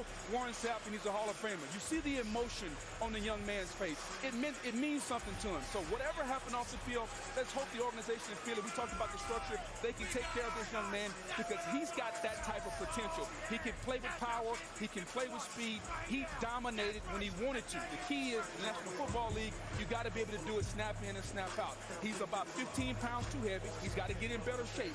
If he shows up like the Jalen Carter when Jordan Davis was at Georgia, the guy that was the alpha, the guy that led the room, the guy that is now in Philadelphia, they pair those two together. Can he be that dominant player? It'll be outstanding. All right, Subway is taking us back down to the stage. Susie is with Jalen Carter. Susie. Any chance that that's a bad pick? Yes, if he doesn't play. Team in the country, but this process felt unpredictable. How would you describe just the range of emotions that you've gone through over the last few months? I don't know. It's a lot. It's a lot. I just want to thank God. I want to thank my mom, thank my family Wait, for being out here. The Bears took Darnell Wright? You know, it's time to work. The Eagles got the best player in the draft. I'm for the show it. The Eagles guys got on the phone with you today. What did you tell them? And I told them they got the best. Does anybody know if Topo Chico hard seltzers are good? Before they win the Super Bowl. And you've got former teammates there already. That's what we had in the fridge. Couldn't get any Sunny D's. We didn't have them. They didn't have them in the store. And I didn't feel like paying for something. Congratulations. Thank you. It's all right. It's not that good. Kind of tastes like a vape. The performance from this young man was. But this guy, I'm telling you, it's like a man playing with. Drew, if Jalen Carter doesn't play, then yeah, it's a bad pick. If he plays, like, no, it's a fantastic pick. They basically got the best player in the draft at pick 9. And he's just throwing them around. And then look at this bull rush. I wonder if this changes the draft strategy for any of the NFC East teams. Like, you need to have good guards now for Jordan Davis and Jalen Carter. Oh my God. As far as on third down and getting pressure on the quarterback, but I'll tell you what, between him and Jordan Davis now in Philadelphia, when you think of that combination, I can tell you this: Brandon Graham and Fletcher Cox, the veterans along that defensive line, will get this young man ready to go. They will not allow him to lower the standard in Philly. And if he holds up his end of the bargain, wow, they dude. are monstrous across the D-line. Because it's this highlight after highlight with this guy, Book. I mean, that right there. Yeah, I mean, Jalen Carter's a monster. He's insane. And for a team that led the National Football League in sacks, sacks, this is a position of strength. So they take a strength and they add to it. And point this way. They have the ability to be one of the most physical units, not only offensively, yes. but defensively. I love the pick for the Philadelphia Eagles. And Special guest appearance. The Beast himself. Elio. Number 3 on my board drops to 12. Right, turned out to be a great player. Elio, who do you think the Bears pick? Dropped to 13, turned out to be a heck of a player. Jalen Carter, number 1 on the board, drops to 9. We'll see if it'll be 3 in a row that drop because of character concerns and turn out to be really good players. Yep. No, I'm just looking. Philadelphia has followed their MO to a T ever since Jeffrey Lurie has owned this team. Build it inside out, front to back, man. They don't deviate. All right, the Beast is here. Back one spot, and they're ready to make the 10th pick in this draft after Jalen Carter went 9 to Philadelphia. Here Did you just wake up from your nap? With the 10th pick in the 2023 NFL Draft, the Chicago Bears select Darnell Wright. Offensive Wow, they took Darnell Wright. Oh my gosh. Second tackle of our night goes off the board. A unanimous first-team All-SEC player. Wow. A terrific career in which he played a lot and all over the line. Started 27 games at right tackle, 13 at left, 2 at right guard. In all, he played over 2,700 snaps in his 4 years. Lewis, great size and power, originally a 5-star recruit out of Huntington. Here, do you want to play PlayStation? Look, I believe that this young man, when it's all said and done, has the ability to be the best player in this draft. At 6'5", Dude, why am I so far behind? Like, I just saw this. I just saw Wright go to the Titans. I mean, to the whatever. Nasty. Ask Will Anderson. I asked Will Anderson, who's the best player you played against? He instantly said, "Oh, that offensive tackle from Tennessee." I said, "Darnell Wright, huh? Yeah, he's got feet, he's got punch, he's got lateral agility. He can absolutely knock you off the football and knock you 5. That's Brian Brzee right there. He's taking him on the other side of the center, 5 yards downfield. And as far as being a mauler, look, he's going to finish it, even in pass pro. If you let up at all and you don't get off, he's going to put you on the ground like that, and he's going to put his helmet right in your chest." I do think that Darnell Wright is actually a lot better than advertised. Like, I don't think he got a lot of media coverage, but I do think that he's going to be like a very solid tackle. Make sure your chin strap's buckled. Just make sure it's buckled, because that's what will happen to you. And just like Arizona, And like Tennessee did run a very pass-heavy scheme, even though it was kind of gimmicky. But like, 55 times last year. You got to protect the quarterback, and they got a guy that adds a mean. Look at his feet. That's 333 pounds, folks. Feet like typewriter, baby. I'm telling you. Guys, it wasn't just Will Anderson Jr. He neutralized LSU's B.J. Ojulari Absolutely. as well. He went up against Byron Young every day in practice. Byron Young will probably be a second-round pick coming off the edge from that Tennessee Vols program. He had 27 starts at right tackle, 13 at left tackle, 2 at guard. This is dude, I don't know why Spectrum is like super slow. Plug and play. Day one, plug and play. Look, let's face it, Justin Fields spent most of last season running for his life.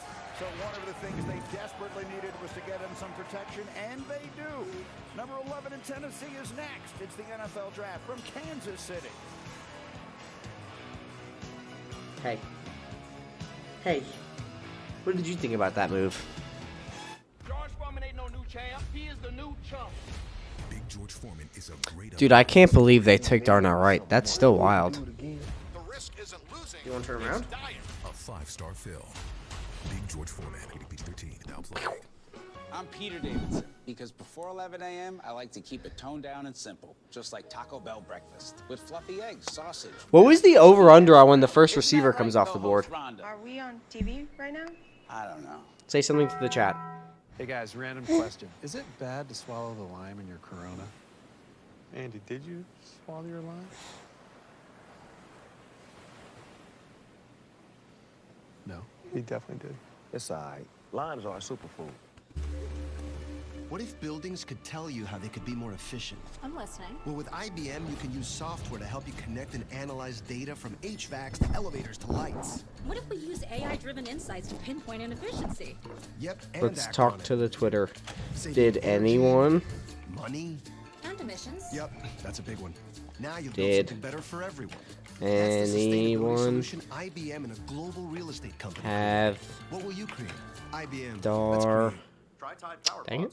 Pods with 85% more Tide. Dar? Who needs that much more Tide? He does.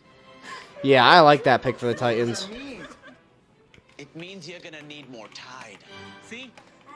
More likes. Wait, Drew, did Skoronski get picked to the Titans, or are you just saying that?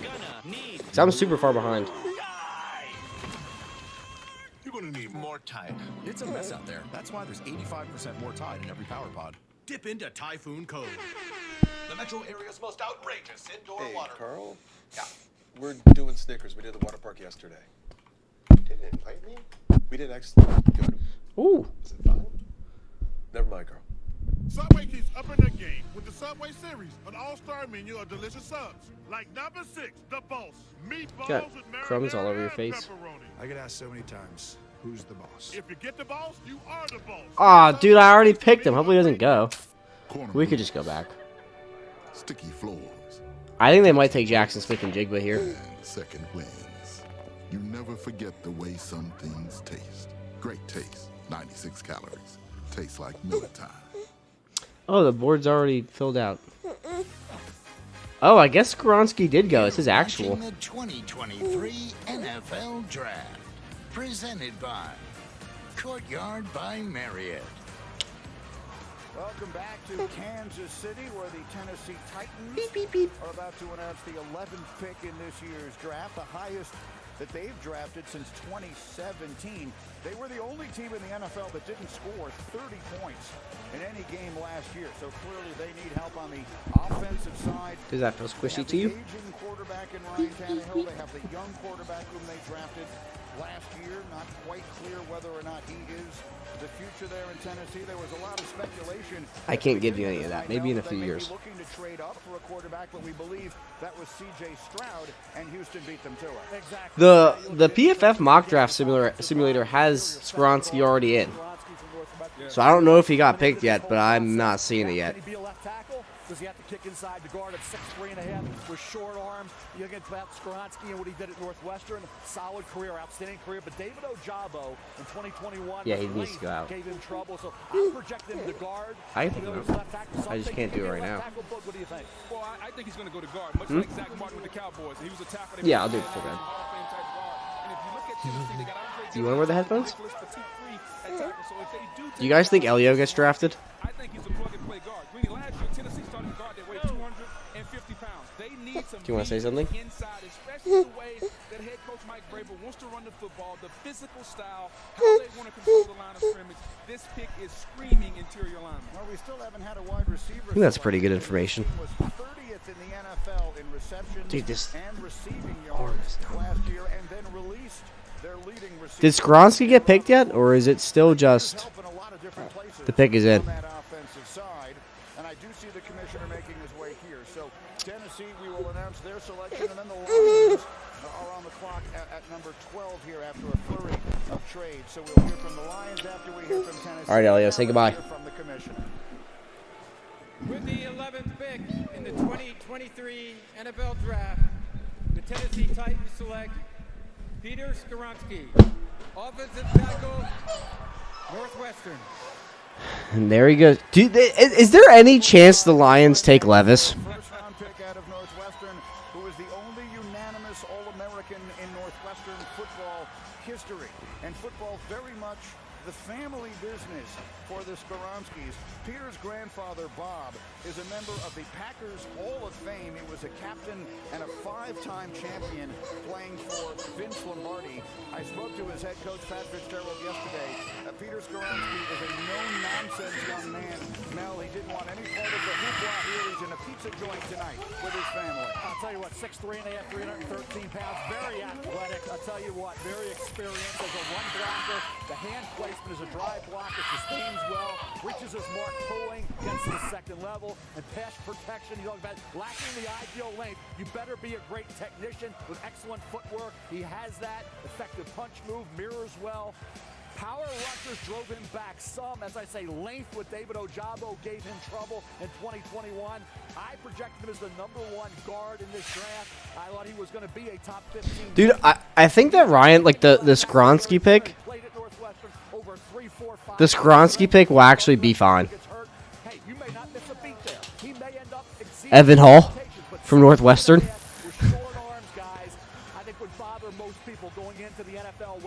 They took Jahmyr Gibbs at 12? What? I'm telling you, Swift is getting traded. I'm telling you, Swift is getting traded. I'm telling you. The Lions went from 6 to number 12, and they now will be major players in this draft. They are scheduled to have 5 of the next 43 picks, and they're looking to add some playmakers on the offensive side of the football. Running back, tight end. What? Remember last year they traded T.J. Hawkinson? No, they're still waiting to pick. So far. Dude, they took Gibbs? Oh my gosh. I'm telling you, Swift is getting traded. Swift is 100% getting traded. I'm so happy I tweeted that today.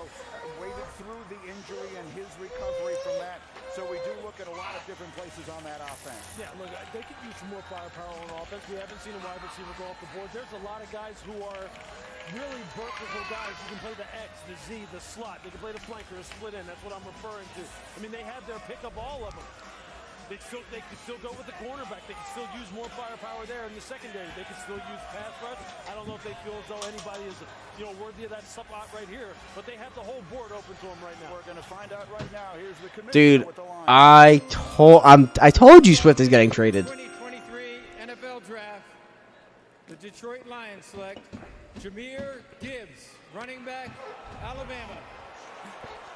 Wow, that is a surprising. Dude, I can't believe they took Gibbs. Oh my gosh. Off the board. We have not had a single running back go in the top 20 since 2018, and Saquon Barkley. Now we have. I don't know what's been doing this. I think I need to restart it, but I'm gonna have to do it later. Take a running back here, Lewis. Take a look. Look, Jahmyr Gibbs. I'm just telling you, when you pair him with DeAndre Swift and David Montgomery, who they already have on the roster, Dan Campbell's going to want to do this year. Dude. He wants to run the football.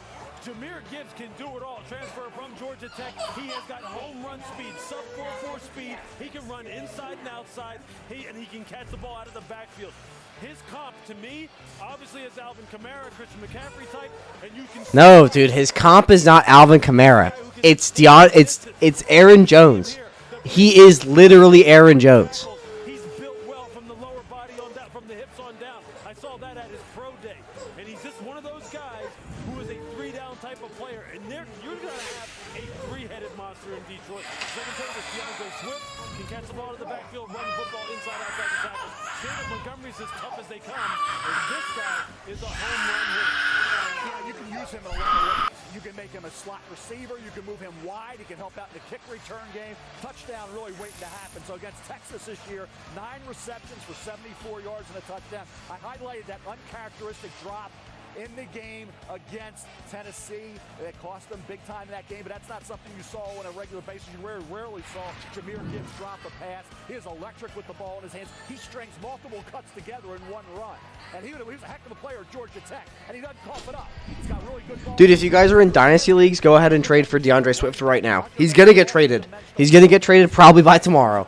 I'm telling you, go buy DeAndre Swift. It is him. It is that the two running backs go this Well, this isn't a great draft, Green, so that allows this type of thing to happen. Perhaps. All right, Jahmyr Gibbs is the pick, number 12. Dude, I can't believe they just took Jahmyr Gibbs. That is wild. David Montgomery and Jahmyr Gibbs? It's like David Montgomery and healthy DeAndre Swift.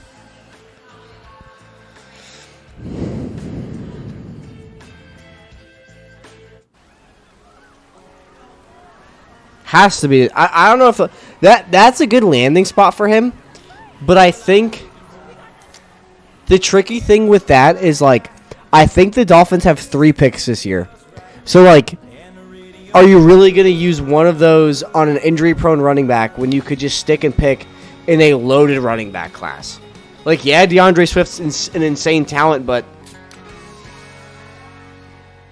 he is injury-prone. I don't know if they would buy. I don't think because they have limited capital, they won't trade for him. I think that if a team is going to trade for Swift, a dark horse team to trade for Swift is the Saints. They need to compete. Let's think. Maybe the Lions. The Lions, they might trade Dalvin Cook at some point.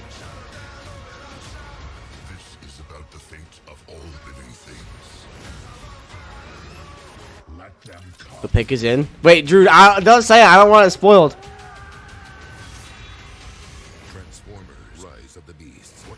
Or are you talking about the Transformers movie? He is a leader in sports, but Jeff doesn't have DirecTV, so he's watching baseball at his weird neighbor's house. He's all right.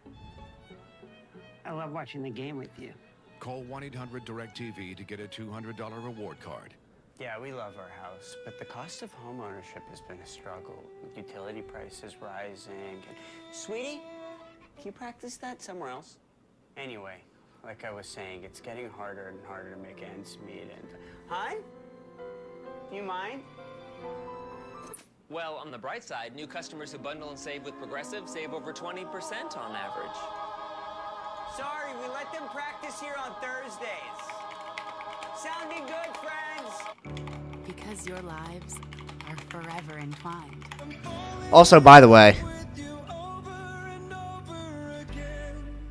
love entwined. DeAndre Swift being a potential surprise trade is something I've been thinking about for a while. I don't see the Lions paying him after this year. When the Montgomery signing makes a load more sense. Curious to see what happens March 15th. I warned you all. I warned you. I tried to tell you. Now there's this micro window in Dynasty to trade for DeAndre Swift.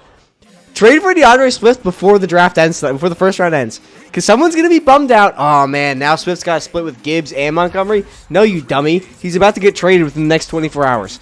Go ahead and trade for DeAndre Swift.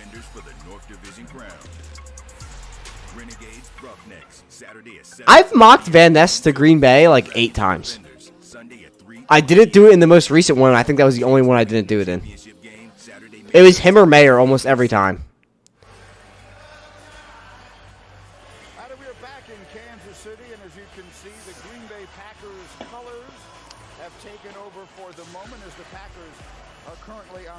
Set to make their selection. In fact, the pick is in. This is the 13th pick in the draft, which originally belonged to the Jets. But of course, Aaron Rodgers at that point belonged to the Packers. And in a seismic trade, which was finally completed on Monday, Rodgers goes to the Jets. The pick swap here, 13 and 15. So the Jets will select at 15. And the Packers, as you see, picking up an extra. Dude, Drew, Gonzalez is still on the board.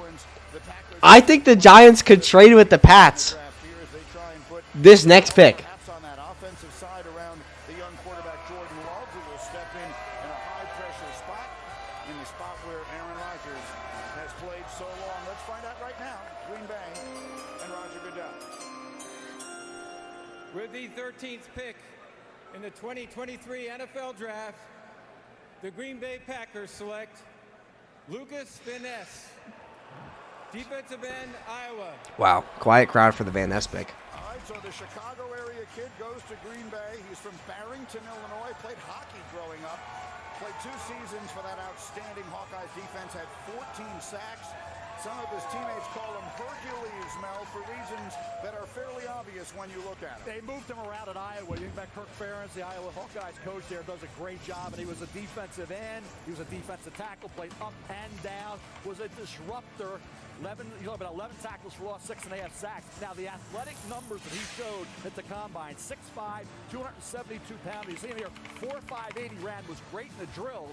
I didn't see those athletic numbers on a consistent basis. I thought another year at Iowa would have really helped him. Maybe become Aiden Hutchinson in the first, second, third pick overall. Green Bay edge was their second need. Passed on tight end Dalton Kincaid. Passed on a wide receiver like Zay Flowers and Jackson Smith-Njigba to get a Todd McShay favorite and Lucas Van Ness. I will tell you, Todd McShay has said Lucas Van Ness's name probably about 100 times in the last 4 months. Well, then it's perfect timing in that regard, because Todd McShay is going to join our broadcast here in a moment. The Jonas Brothers just joined the ABC. Dude, I feel like the Pats are trading this pick. Do they take Will Levis? Is that at all a possibility? One of our foremost draft analysts works with Mel all year long, and Lucas Van Ness is the pick. Do they take Jackson Smith-Njigba? It fits because you need versatility up front. I don't think there's a player in this draft that can play base defensive end and then rush the passer the way he can from a 3 technique, moving inside on the outside of the guard and the opponent. Where's Lucas Van Ness? Had 7 sacks each of the past 2 seasons. Got better this year, was more disruptive. And I love the fact that you hear me when I say Lucas Van Ness. You said he's too young. He's not ready. Traded pick! Pick is traded! And now here he is as a top 15 pick. To the Steelers! They're moving up for Broderick Jones. Oh no, Joey Porter! This is Joey Porter! This is 100% Joey Porter. In our graphics, there was a change in the 14th selection. Is Shefty ready to go? We have another trade here on a night that we've had quite a few already. Shefty, tell us about it. Yeah, Greeny, the Pittsburgh Steelers have moved up to number 14 here, and they've been looking at pass rushers. Dude, this guy next to Schefter is hyped. And we just saw one go to Green Bay. Now Pittsburgh gets its turn, moving up, and we know that New England... Wow, that's wild they traded in conference. I gotta be honest, I didn't expect them to trade with the Steelers, but I knew the Steelers had been itching to move up. Who did they trade for, though? It's gotta be Joey Porter or Broderick Jones, because they have to jump the Jets, because the Jets are 100% taking... Dude, the Jets are gonna take Jackson Smith-Njigba now, by the way. It's time to start talking about Nolan Smith, a guy that can play the outside linebacker position opposite T.J. Watt, give them another pass rush. I know they have Highsmith, but they need somebody else off the edge. Let me think about Broderick Jones here. Yeah. Because you're jumping ahead of the New York Jets. It's got to be Broderick. Exactly. They have to be taking Broderick Jones. They jumped the Jets to take Broderick Jones. 100%. Broderick Jones, because of the Jets sitting there at 15, that was the name associated with the Jets all along. Dude, and I think the Packers are going to go Jackson's. Not Packers, Jets. From 13 to 15, the Jets did.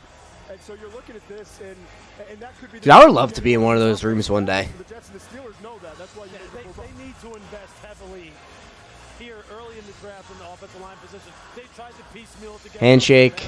Pick is in. And it really has stalled out their running game and put their quarterback. Dude, am I ahead now? Did I magically jump ahead? Wide receiver would make sense. Look, I mean, they can really. Obviously, you move into this position because you have targeted someone. But there's a number of different ways they can go with it, but offensive line makes total sense. And Bill Belichick would like nothing more than to give it to the Jets, right? Yeah, this is going to make a Who lot also of needs offensive line. Yeah, they do, but clearly they didn't like the one guy that was left. It's interesting, though. Dude, that's weird. They didn't take Broderick Jones there. The Patriots, that is.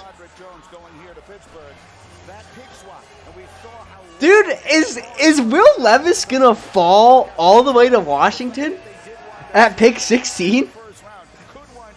There's no way. There's no way that Washington takes him.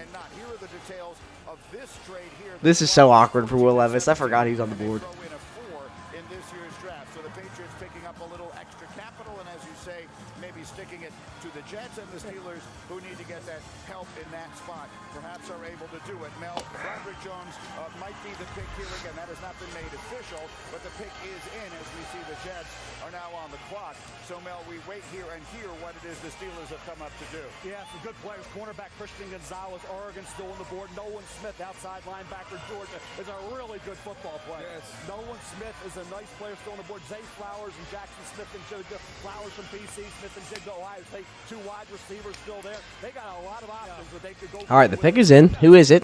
Spit it out. Go on now. A lot of things still at play, right? I mean, they need another wide receiver really to go with George Pickens. They need somebody to help him out.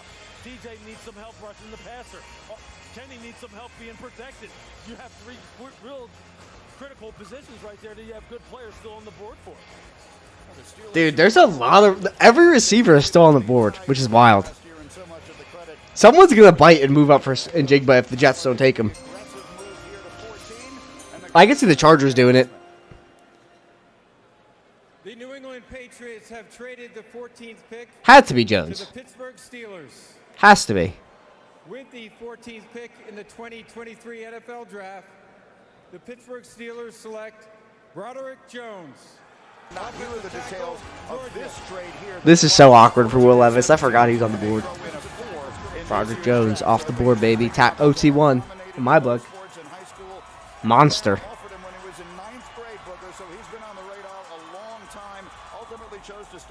All right. The Jets should be taking Jackson Smith and Jigba, right? There's no tackle left, and I don't know who else would be up on their board. One indicator whether an offensive tackle may or may not be successful is the 40 time. He's a sub-5-0 40 guy. The number 2 in the 2020 recruiting class. Dude, look at this. Just mauling people. Bam. Oh my God, deleted. 6'5", over 300 pounds, out in space. But this is also what I love. When you get out in space, can you finish? Hey, DB. Will Levis is Carson Wentz. 100% is Carson Wentz. Power from a young man. He came in 4 games the first year, 15 games the second year. The lateral agility. You can play left tackle when you can block the team's best edge rusher. You got to be able to have your feet dance like a typewriter. He can do that. Another guy trained by Willie Anderson, who the future is going to be bright for, and the quickness to block one guy, to get to the second level, to make sure you can climb in the Dude, I think the Giants are going to have to trade up eventually. I think the number one thing that he brings is attitude. It's the way in which he plays, the physicality in which he plays. Offensive line coaches, I think, are the second most important coaches on his staff outside of head coach. They need to clean up his technique for sure, as far as his posture is concerned. But the way he plays is the way Mike Tomlin's going to want offensive linemen to play. Okay, so the New York Jets are now up at 15 as they have acquired Aaron Rodgers, and the overwhelming belief had been that they wanted to add an offensive tackle to play in front of Rodgers. There were 3 real main tackles in this draft class, and all of those have gone. It's not clear, and I'll ask Todd McShay in a moment if there is a tackle worthy of going in this spot. I don't know. They got the Jets did bring in pretty much everybody they would have wanted Rodgers to get besides Odell Beckham. I think they really wanted to get a tackle. I feel like tight end is in play. Or they could just say, screw it, we're going to get Christian Gonzalez and good luck passing on us. With Sauce and Christian Gonzalez. Rodgers, a 4-time MVP. The Jets have never had one. And so the question, Todd, I'll ask you first here. Is there an offensive lineman that would make... Dude, I watched the 30 for 30 on Joe Namath. Absolute god. The Jets had 3 offensive linemen that they were considering with the number 13 and now the number 15 pick after the trade. They're all gone. And so now, if you're Joe Douglas, you're working the phones right now. I mean, he wants draft picks because... Do you think the Jets trade back? Maybe the Giants move up here? Christian Gonzalez still on the board. Jackson Smith and Jigba still on the board. If they can move back, Joe Douglas will move back. If not, they stay home, and there are some options here. I think Kalijah Cansey, the defensive tackle from Pittsburgh, really fits. What's up with Todd McShay's eye? Maybe you'll see that. Get a deal done soon. That would be a great interior of that defense, but they could go in a couple different directions. But I know Joe's working the phones right now. Dude, I don't think Washington expected Levis to be here. Because, like, the thing is, like, I understand them not wanting to trade up for Levis or trade up for a quarterback, but if one falls to you, it's a different story. Like, I'm actually going to tweet that. In terms of production for his career at Iowa State, he's a master of the strip sack.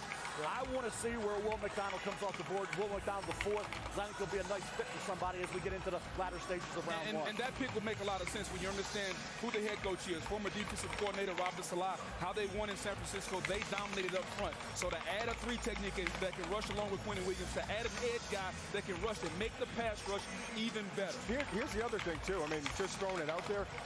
What about getting another wide receiver? Well, that was what I was going to say. Top 2 receivers still on the board. Jackson Smith and Jigba from Ohio State. Zay Flowers, Boston College. 2 guys that could work in the slot right away. That would be interesting, too. You definitely have to now be able to adjust and adapt, because you may want to move out, but you can't. Yeah. You're just going to look across your board laterally and see, like, who's sticking out. Somebody's got to be sticking out for them at a position that maybe they didn't expect that they would have to pick at this position. But now they're going to have to take him. And just stay true to your... Dude, I don't know if Washington takes Levis, though. It may be Kalijah Cansey. It could be, a guy like Nolan Smith. Who they... I think Kalijah Cansey and Keenan Williams would be a sick combo, though. So, I mean, this is where the draft starts getting tricky. Because now maybe the players are not there that you wanted. And now the board has to talk to you. Simple as that. Dude, I think the Jets are trying to trade this pick. They've taken a lot of time.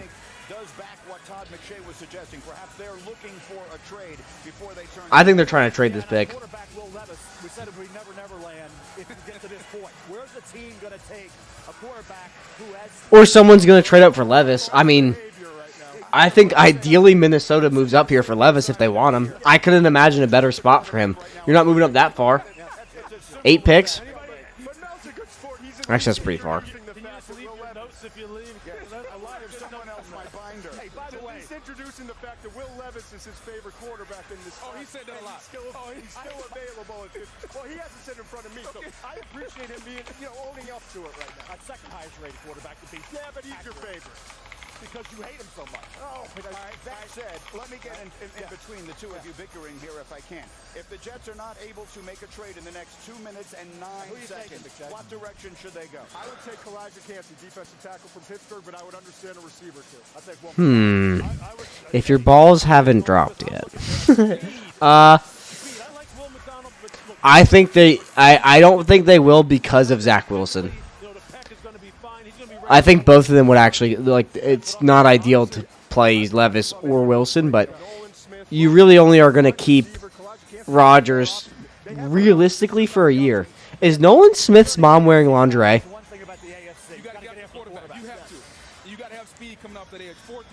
I agree, Dominic. I think someone's going to trade. This pick is getting traded. I think Minnesota's going to move up for Levis, or the Giants can move up for Njigba or Christian Gonzalez, who's weirdly still on the board. I did have Gonzalez fall, though, in one of my mocks. My second to last mock. Oh, something's going on in the Jets room. They either traded. No, it looks like they made a pick. I think they took Njigba. I think this is Jackson Smith and Njigba. To make this selection, but we are seeing this is live pictures from their draft room, and they seem to be hugging each other. They're happy about something. It still suggests here that they have not turned in the envelope. Dude, where is the Jets draft room? Because they share MetLife with the Giants. And the Giants draft room just got revamped, and it's sick. With an offensive tackle, the three primary names went off the board before their selection at number 15, and now it has changed. God, I couldn't imagine being a Jets fan. It's like basically being part of a cult. Have made their pick. I've not been informed of any trade, so we assume it is the Jets who have made that selection, and we'll find out from the commissioner in just a matter of a few. I'm surprised Minnesota didn't move up here. Because Washington could take Levis. They must not be that in on Levis. I think you have to. It's the AFC, and you have so many great quarterbacks in this conference, guys, and yet a division with Josh. This has got to be Christian Gonzalez, though. You want to get after him, right? You got Miami with. I don't think it's an edge rusher because they have mad edge presence, right? Or am I wrong? And an AFC loaded with great quarterbacks, and you got Nolan Smith, Will McDonald there. I just think if your tackles are gone, get after the quarterback with one of the two guys who've been productive doing that. What would Joe Douglas do? Joe Douglas is a really good GM. You have Carl Lawson, who didn't really pan out, but he's coming off an Achilles tear injury year. Dude, I think they might have went Cansey. Looking at their roster, I don't think they would have gone receiver because I forgot they have McCole Harmon. They took Will McDonald? And let's not forget, they tried to add some speed off the edge with Carl Lawson. He had the Achilles, couldn't quite get back, so maybe they want to add a dynamic guy. What? How do you want to play? What's your philosophy? We know how Robert Saleh, the head coach, wants to play. Wow. That can run all day long. And the reason why, I was just joking. Well, I wasn't really joking about Elijah Campbell because I love him. But I'm thinking Detroit down there. They took Will McDonald. Joe Douglas. What? You have Jermaine Johnson. Absolutely. And so with the Jets on the clock, the young man who's going to help Roger Goodell announce their pick is going to be named Kyle Stickles. He is a 13-year-old recovering from bone cancer, and he's a Make-A-Wish kid from Ghent, New York. His wish was to announce the first-round pick for the Jets, and so he will have the honor of doing that. In fact, I see them coming up the staircase. You see the Jet fans are excited. These are heady days for fans of this franchise. And here comes the commissioner and his special guest to announce the pick. Is there any chance these Make-A-Wish kids pretend to be Make-A-Wish kids? That kid looks perfectly healthy to me. I'm just kidding. I shouldn't have said that. That's crazy. Community that supports the life-changing wishes that Make-A-Wish grants. World Wish Day, only a couple days away.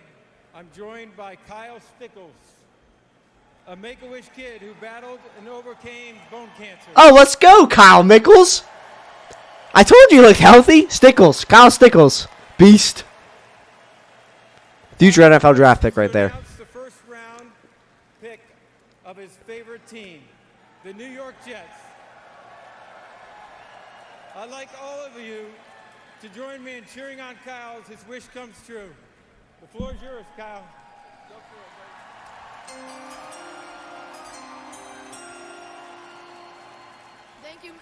Thank you, Mr. Goodell. I'd also like to thank the NFL, the New York Jets, and the Make-A-Wish Foundation of Northeastern New York for giving me this opportunity tonight. Good for you, Mr. Stickles.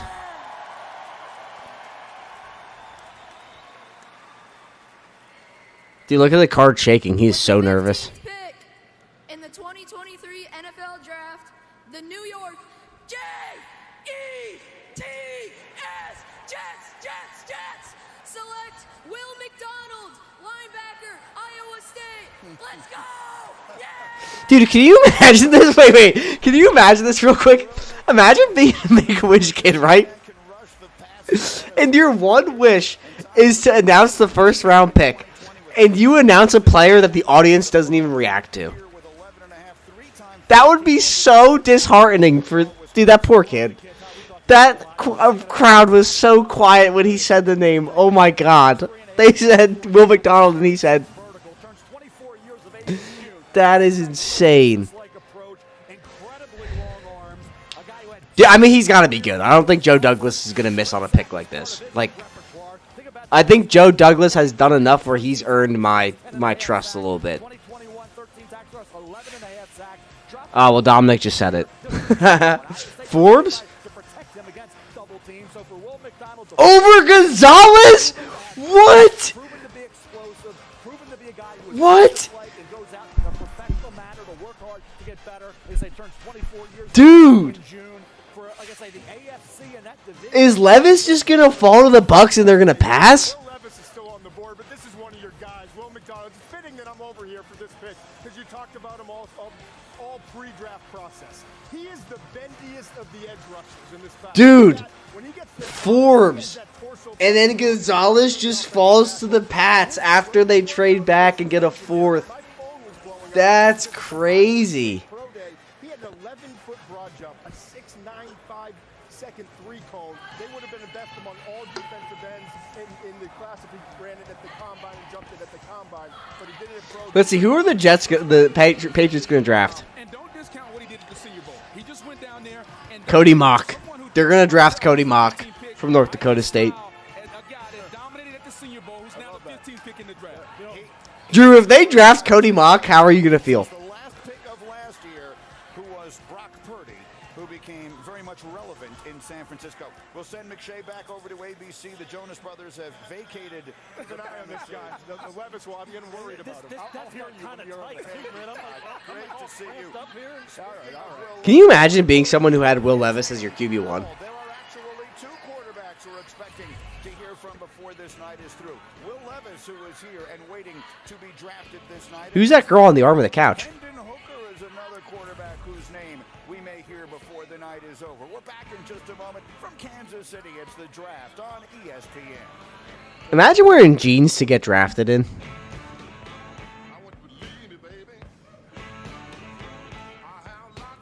Ego, the #1 rated brand in cordless outdoor power, brings you the Select Cut mower. While this is on commercial, I'm going to go take a pee. Gas. Customize the cut with Ego's revolutionary dual blade cutting system with 3 interchangeable blades. Featuring Ego's patented lithium battery technology, it cuts for over an hour on a single charge. And touch drive self-propelled technology makes it effortless. The Ego Power Plus Select Cut mower, exclusively at Lowe's, Ace, and Ego authorized dealers. Electric Dream Days are here. Come in now and experience the intense thrills and incredible offers on any of 5 Mercedes-Benz electric vehicles, including 2 years complimentary charging and prepaid maintenance. The vehicles are all electric. The feeling is all Mercedes. The choice is all yours. But hurry, these Dream Days are only here until June 5th. Seriously? Now there's a hole in your defense. Look at the size of that. Is that a goat? You talking about me? I think this goat is saying gap. Must be talking about the expenses health insurance doesn't cover. So who's talking about the money Aflac pays to help close that gap? Aflac! Aflac! It's about to go down, baby. Pretty. Get help with expenses health insurance doesn't cover. Is an official sponsor of ESPN College Game Day. Wanted. Full-time fans. Must be enthusiastic problem solvers. I just unplugged my phone, but we have special draft analyst guest, Tater Tot, here for us to witness the Washington pick, even though it's already Emmanuel Forbes. And happy. Tate, what do you have to say? Weekends. Modelo. Good. Brewed for Good. full-time fans. Brewed for those with a fighting spirit. I always hear you kids talking about this is fire, that's fire. Okay, let me tell you what's fire. Conditioning. Everybody knows us Mannings are in peak physical form. Dude, I can't believe Gonzalez has fallen this far. That's the craziest thing to me. We had to show Coach Fan how we condition. Personal best here. He's got potential. He's just old. You okay, man? Ooh, I've been better. As the Stanley Cup playoffs continue on ESPN, anything is possible. So the decorations could get a little out of hand, and a city could get a new landmark. Could the freak flag fly? Could the storm surge? Yeah, I agree, Elmer. The Giants have to be looking to trade up here. Gonzalez is still on the board, and Njigba is still on the board. Game 6, Saturday on ABC and ESPN+. Welcome back to the 2023 NFL Draft, presented by Courtyard by Marriott. Dude, the YouTube stream is so far behind, and I don't know why. City as we work our way to the midway point of round 1, actually slightly beyond with only 31 picks this year. The Washington Commanders pick is in. Here's the commissioner. With the 16th pick in the 2023 NFL Draft, the Washington Commanders. We all saw Van Ness. I've had Van Ness mocked to the Packers. In a lot of my mocks. I think there was 2 I didn't have him in, and it was the first one, the first and second one, and then the last one. I think everything in between I had Van Ness to the Packers. Dude, I like Forbes. I think Forbes is going to be really good. People are worried about his size, but like he's everything besides his size. Like there's no red flags, and he had the most pick sixes in the entire all of college football. I don't know why it's so far behind, dude. Patriots already picked Gonzalez. They were on the board for 30 seconds.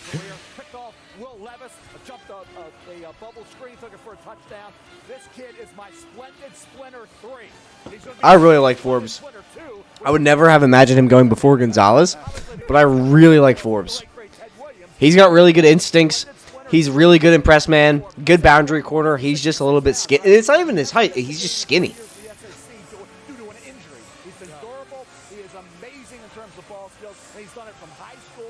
I've had Forbes in the first round for a very, very long time.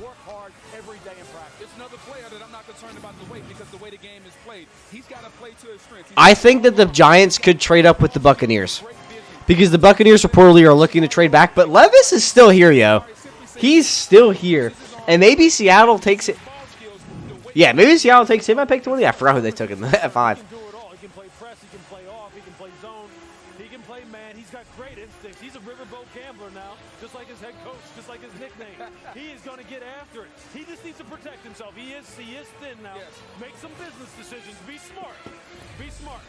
Pat Scott Gonzalez is such a good pick for them. And he's taking a cab. Fire song. Here's the commish. With the 17th pick in the 2023 NFL Draft, the New England Patriots select Christian Gonzalez, defensive back. That was literally a no-brainer for them.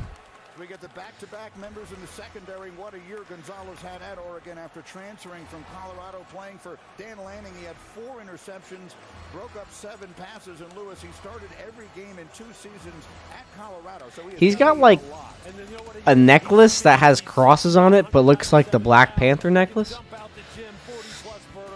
Dude, do the Lions take Levis here? Seriously. Like someone has to take Levis, right? Look at him here in press coverage. He's as smooth as silk. Long arm, off-hand jam, pin the guy to the boundary, play the football, off coverage. Easy, fluid hips.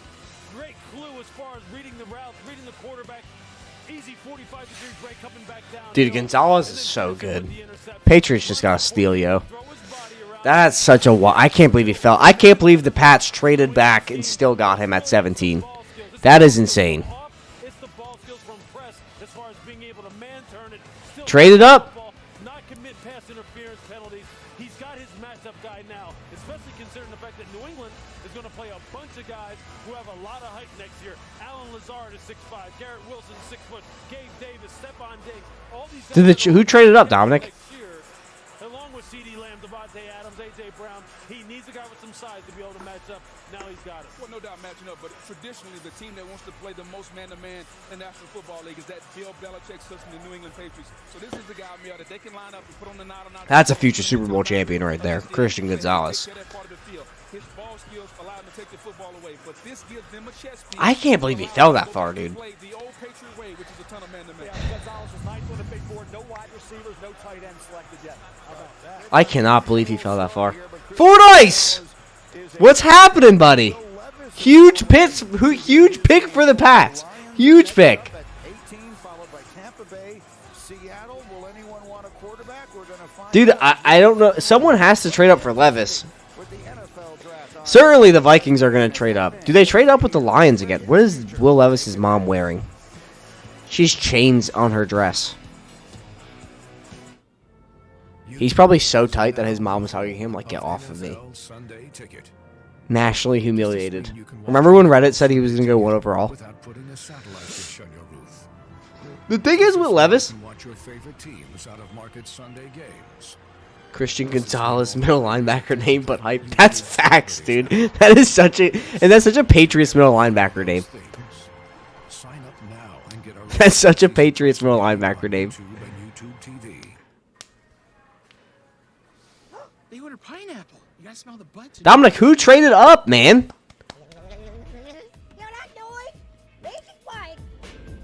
Precious cream always in the back. Does cream rules everything around? All right, chef. Did DeAndre Swift get traded yet? Think they asked for big, bro. Yeah, what I mean. Chef, they definitely said pinto beans. Actually, they want fava beans. Doing so good at this. We get groceries. DoorDash. I draw on players' faces when they're asleep. Coach, you don't need to get that personal. The State Farm Personal Price Plan just helps you create an affordable price. It happened again. Call or click to get a quote today. Like a good neighbor, State Farm is there. What the?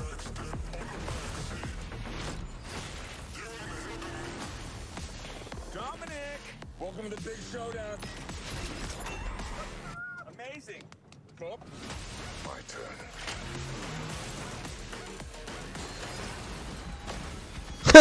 Someone just tweeted, I just dealt Isaiah Pacheco and Brian Robinson for a 2024 first-round pick a day before the NFL draft.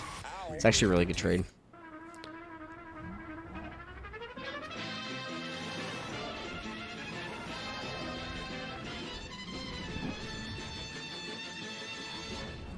The all-new Prius, Toyota. Let's go places. What if beer could get to the right place at the right time all the time? Not like that. Like this. Getting this beer all over the world. Right when they need it. Yes, with IBM Consulting, AI-powered software can help automate your supply chain so beer can be ordered, produced, and delivered more efficiently. So happy hours keep going. Hello! And the beer keeps flowing. That's the automation solution IBM and Can someone tell me who's on the clock? Because Dominic said someone traded up, and I don't want to tweet and look like an idiot because I'm behind. Doesn't get any better than this. Yeah.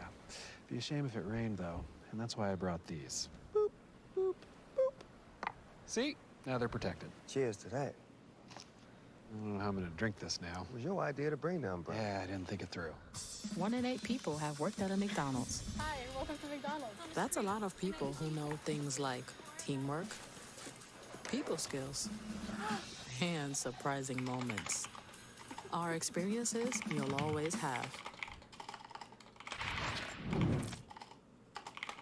The 2023 NFL Draft, presented by Courtyard by Marriott, is brought to you by Toyota. Let's go places. And NFL Sunday Ticket, now on YouTube and YouTube TV. Dude, I don't know why there's such a lag, Jackson.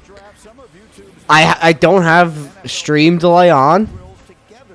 Wait, Jack Campbell went?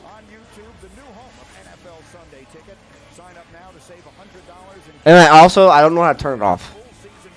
The Lions picked Jack Campbell. What was the... Does anybody know what the over-under was for linebackers taken in the first round?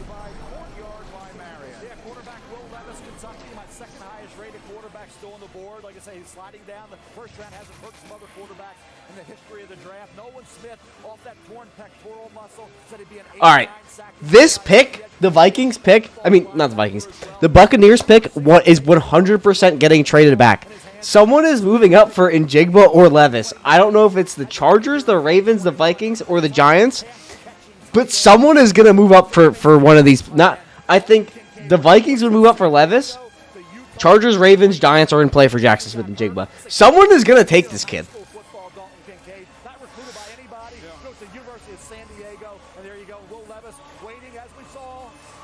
1.8% chance he'd be available at pick 18. That's wild. The Green Bay Packers took him, I believe, at pick number 24. Greeny. Will Levis has to be disappointed, but hey, he plays with a chip. He plays with an edge. He left Penn State to go to Kentucky, right?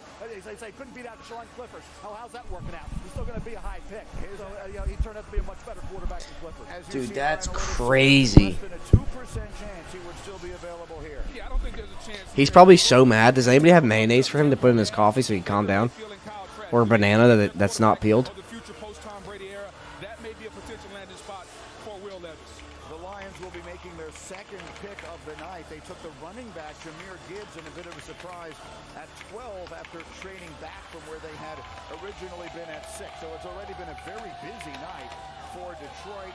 Obviously a terrific second half of last season. So many people view them as a team with a big future, a team a lot of people like in that NFC North, where Aaron Rodgers will no longer be dominating the division in Green Bay.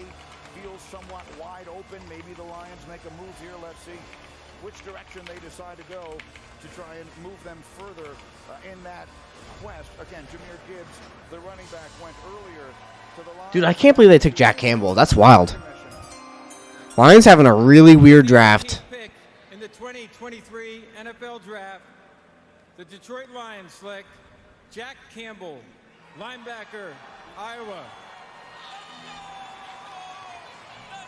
Butkus Award winner is the nation's best linebacker, as well as the Big Ten's Defensive Player of the Year. He was named a unanimous All-American. The year before that, he led the nation in tackles.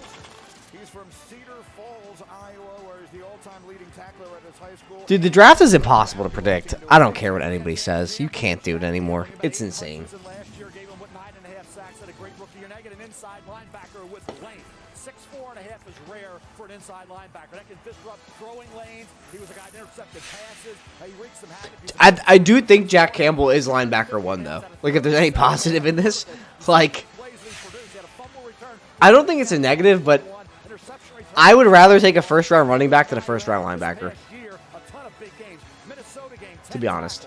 I don't know if it's a hot take. 11 tackles. Illinois, 12 tackles, 6 solos. Ohio State, 9 tackles and an interception. This kid can run for a big guy. Had 1.59, 10-yard split. Like I say, you don't see Lewin 6'4.5", 250-pound inside linebackers are athletic that often. Look, I've got a chance to Dude, oh, the Bucks picked. I was wrong. I thought he'd get traded.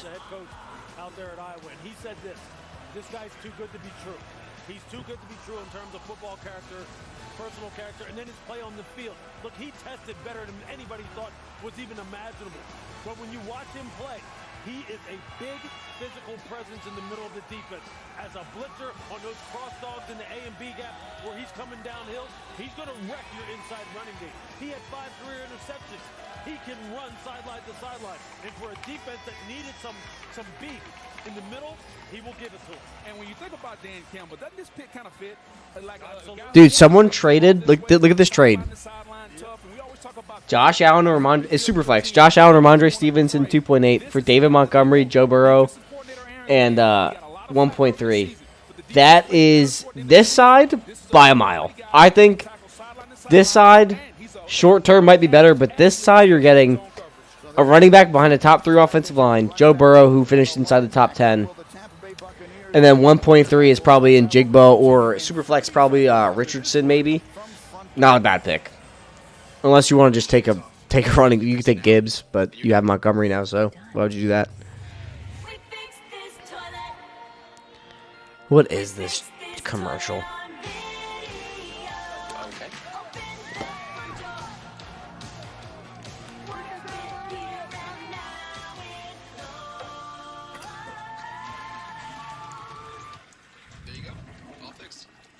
Bucks pick sucks. Front door. Download today. Curious who it is. Expert. Continue from It's not Levis, I can tell you that much. I know it's not. They're tanking so hard. we expect to go in round one tonight. Will Levis from Kentucky and Hendon Hooker from Tennessee. This feels like a spot that it could take place. Tampa Bay choosing at 19, obviously after the last several years, and the legendary Tom Brady now Clancy? we assume for good. Well, no doubt, Green. And Clancy? head coach Todd Bowles, the one thing they've been looking That's a good pick, I think. They tried with Akeem I'm high on Kalijah Cansey. Free technique in this defense, somebody that can rush the passer. So do they go on the defensive side of the ball? It was defense that carried them to a Super Bowl championship a few years ago. Let's find out. Here comes Roger Goodell with the pick. With the 19th pick in the 2023 NFL Draft, the Tampa Bay Buccaneers select Kalijah Cansey. Good pick. It's a good pick. I disagree with you, Drew. I think it's a good pick. They need to rebuild. Kalijah Cansey's your defense is your best unit, and you're tanking. So might as well work on the defense. You're not gonna. I mean, Kalijah Cansey by himself is not gonna win you that many games. I don't think. Seahawks. Do they take Levis? I mean, I don't know how many people expected Levis to be here at 20. Just watch it. Look how fast he hits it. And he's around the horn, closing on the quarterback, and he gets it done. The hand usage, it's just so quick. He can go inside, outside. He can set you up outside, come back inside. And the offensive guard sitting there going, well, where did he go? Because I think what Kalijah Cansey lacks in the run game, he more than makes up in the passing game and pass rush. I really thought the Lions would take Cansey. Kind of weird that they didn't. That was a good pick by the Bucks, I think. Yeah, because this will allow him not to blitz so much. The comparison, Aaron Donald, Brady Jarrett. I'll give you another defensive tackle, Warren Sapp. And so don't think that the Buccaneer organization... I like Cansey. I'm high on Cansey, though. When they had Warren Sapp, Gerald McCoy, guys rushing the passer from the three-technique position. So Kalijah Cansey is the selection in Tampa, the Seattle Seahawks with their second... Most of fantasy Twitter is roasting the Lions pick, so that probably means he's a good pick. In Fort Lauderdale, we're still waiting to hear the names of a couple of quarterbacks. Could Seattle wind up choosing someone to learn behind Geno Smith? We'll find out in just a moment as the draft continues from Kansas City.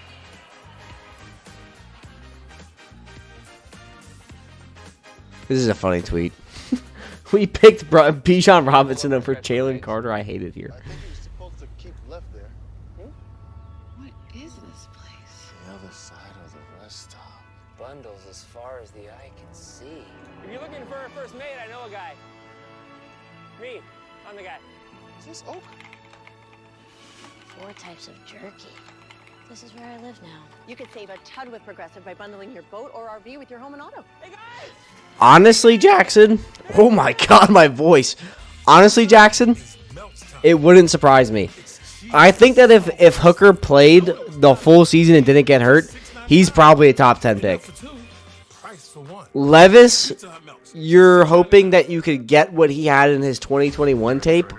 But if you take into context for the 2021 tape, he had Wan'Dale Robinson, who basically carried that entire offense, and a pretty good offensive line. So he didn't have that in 2022, and he had a drastic fall off. Like, I think we're kind of forcing we forced the Levis top 10 thing because of the traits. But Hooker makes sense because of his production. Like, he was cooking at Tennessee before he got hurt. I think that Cedric Tillman is the best X receiver in the class. 100. I think he's way quick. Look at how the media perceives Quentin Johnston, and look how far he's fallen. Like, you won't win Formula 1 in a hybrid. I'm telling you. You'll never compete off-road. I'm telling you. What about when there is no road? No gas. Hey, make sure you like and Do a lot of things. yeah, just make sure you like the stream. Helps out a lot. Honda. I don't know what it does, but everybody says that, so must help. Look at that. Los Angeles, city of the dead. Is Seattle trying to trade back right now?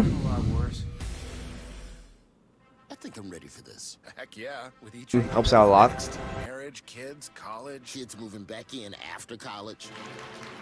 Finally, we can eat. You know you make me wanna. And then we looked around and said, wait a minute, this isn't even our stroller. Dude, this might be Jackson Smith and Jigba, actually. But you own a house in the metaverse. Cool. I don't get it. I think it's Levis or Jackson Smith and Jigba. And here's to being single and ready to mingle. Who's ready to cha-cha?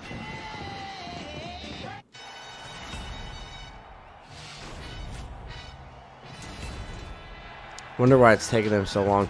I don't know. I feel like Seattle likes to go D-line or O-line in a lot of early on in drafts. I think that because they went secondary, I think they're going to want to address the line here. Or replace Noah Fant. They have Noah Fant, right? Yeah, replace Noah Fant. Where's Noah Fant on the Broncos? Yeah, replace Noah Fant with a tight end. Or they take Levis. I mean, they probably didn't expect Levis to be here at pick 20. But I think they're probably trying to find a trade partner for someone who wants Levis. Like, if you don't want a receiver here, you're trading back with the Chargers. You're trading behind the Chargers or the Ravens, who are probably going receiver. So, it makes sense. I think the biggest shock of the draft so far, it's either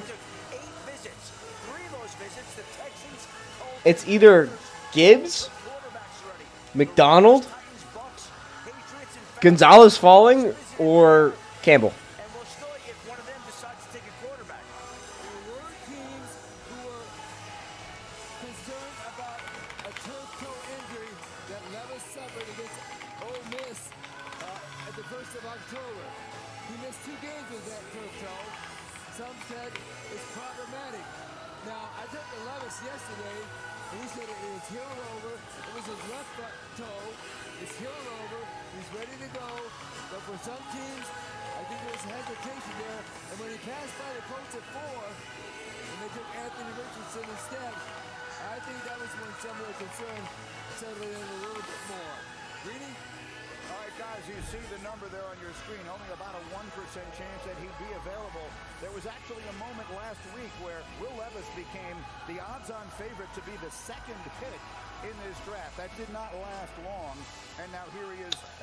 Dude, 50 seconds. Jeff Darlington reported to us in our pre-show tonight that Seattle coach Pete Carroll had talked to Geno Smith and told him there is a chance we will draft a quarterback tonight. We thought that might be Anthony Richardson. Dude, I love that fantasy Twitter is freaking out about the Lions draft. Oh my god, man, you must not get positional value if you're going to take a linebacker and a 199-pound running back. Such nerds.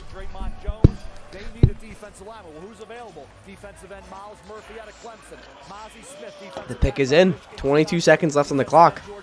They need a third receiver, okay? You got Lockett, you got Metcalf. You got Jackson Smith and Jigba from Ohio State and Zay Flowers, Boston College sitting there. So Seattle has some good options. Third receiver or a defensive player, because like I said, they were gacked against the run last year. You can't be 30th in the National Football League and allowed 150 yards against the run and not at some point address it. I get it with the spoon, we can cover people. No, dude. Jackson Smith and Jigba. Oh, that hurts so bad. Those linebackers can scrape and come down here. At some point, they have to address that. Oh, Drew, you gotta be killing me. Why wouldn't you trade up with the Bucks, man? Sure, they have some guys like Boye Mafe who have to come on, and they have Darrell Taylor. These guys have to take another jump as far as their development as edge rushers. But look, we still have a guy like Nolan Smith sitting out there that really Dude. What Pete would want. More speed off the edge. Do they need more beef on the inside? A bunch of all the wide receivers. That hurts, man. Could they use another one of those? But I have a hard time feeling as though that this would not be another defensive pick. And do they go for a bigger guy? You speak of Boye Mafe, Nolan Smith, kind of the same body type. Do you go for somebody like Miles Murphy, 6'5", 270 pounds, a bigger defensive end with similar type juice? I do think though for fantasy, like I would rather have Jackson Smith and Jigba over DK Metcalf. They already have selected a player tonight. They took the corner, Devin Witherspoon. Witherspoon with the 5th pick in the draft. If I'm being honest. On that defense But you know what? Hey, so far. I mean, it's amazing that none of the wide receivers have gone yet. You know, But we talked about this. We talked about this draft not being very deep from a wide receiver standpoint. but there's some good ones on there. Somebody has to come off the board here. All right, with the Seahawks on the clock here at pick number 20, the commissioner is bringing some special guests with him as the league celebrates the importance of youth football and the Seahawks pick right now. Got it. The Seattle Seahawks are champions of growing the game of football at the youth and high Drew, is like school your levels. television in like live speed? Are you at the draft? Our local boys tackle football players and local girls flag players who are pioneers. Is number 3 a girl or a guy? I'm not kidding. These young men and women embody the Low key looks like young Drake Bell. integrity, resiliency, and responsibility to their teams. Is this a girl? Congratulations on your accomplishments in your academic and football career. Are they? No. Now to make the selection, please welcome Bethany Uribe. Are they letting Drake Bell make the pick? No. With the 20th pick in the 2023 NFL Draft, the Seattle Seahawks select Jackson Njigba, wide receiver, Ohio State. There he is, Jackson Smith. And Ah, dude, that's so lame. season nagging hamstring injury. The kid is special. He was fast and quick at the combine, Lewis, which is what everybody wanted to see. The year before, 95 catches, over 16. That's a good pick for Seattle. It's just really annoying. All right, the Chargers pick is going to be interesting. Johnny, I'm on my way. I got a lot of work to do, and I got to pee again. He's also a slot guy, and they will move him all over the place and pair him with DK Metcalf, Chris Shore, and Tyler Lockett. And Geno Smith. Dude, that's what like they should have traded up with the Bucks. Make the contested catches, who you don't see get run down from behind. Who offensive coordinator Brian Hartline out there at Ohio State says, hey, look, of all the good players that I have had recently, all the wide receivers that we put into the NFL, this guy of the recent crop is as good, if not better, than all of them. He believes in the way this kid is made up in terms of his temperament and his intelligence. The hamstring won't be a problem anymore. He's going to be a baller out there in Seattle's offense. And you talk about Burn in hell. outside, sure, but I think he can be elite inside his 3-cone drill, 6.57. That's elite. That is Julian Edelman type quickness on the inside. And isn't it ironic that Seattle, they didn't get a quarterback? Here's what they're going to do. They're going to say, you know what? We have time. Does anybody? Okay, now that we got some people in here, does anybody else think that the Baltimore Ravens made a really big mistake by paying Lamar Jackson that much money? They ran a 4.5 flat. People say, well, he's got deceptive speed, not that fast. 4.49, 4.5 is pretty good. Dude, and people are saying Jackson Smith and Jig was slow like he ran a 4.7. He ran a 4.49. Oh my god. This kid's about to light the league on fire. Oh my god. Like, I don't understand what else you want to hear besides like Garrett Wilson and Chris Olave saying, yeah, we're already really good in the NFL and this kid's better than both of us. We went in the top 15, but you guys could let this kid fall to 20. Like, how dumb are general managers? I swear, dude. Oh, but he hurt his hamstring. You can't take him that high. So dumb. That's so stupid. This is going to be like one of the best slot receivers in the NFL right away. This team is on the rise now, and they surprised people last year. These first 2 picks, these guys are going to Dude, it's crazy. right out of the gate. They're going to be one of the youngest, most productive teams. Seattle is good, man. Seattle has a really good roster now. I think they really wanted Anthony Richardson, though, at 5.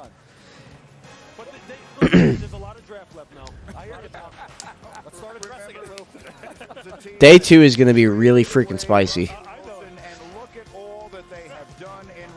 Dude, like, that's what I'm saying. Like, they have a really good young core. They have 6 cornerstone pieces in two drafts.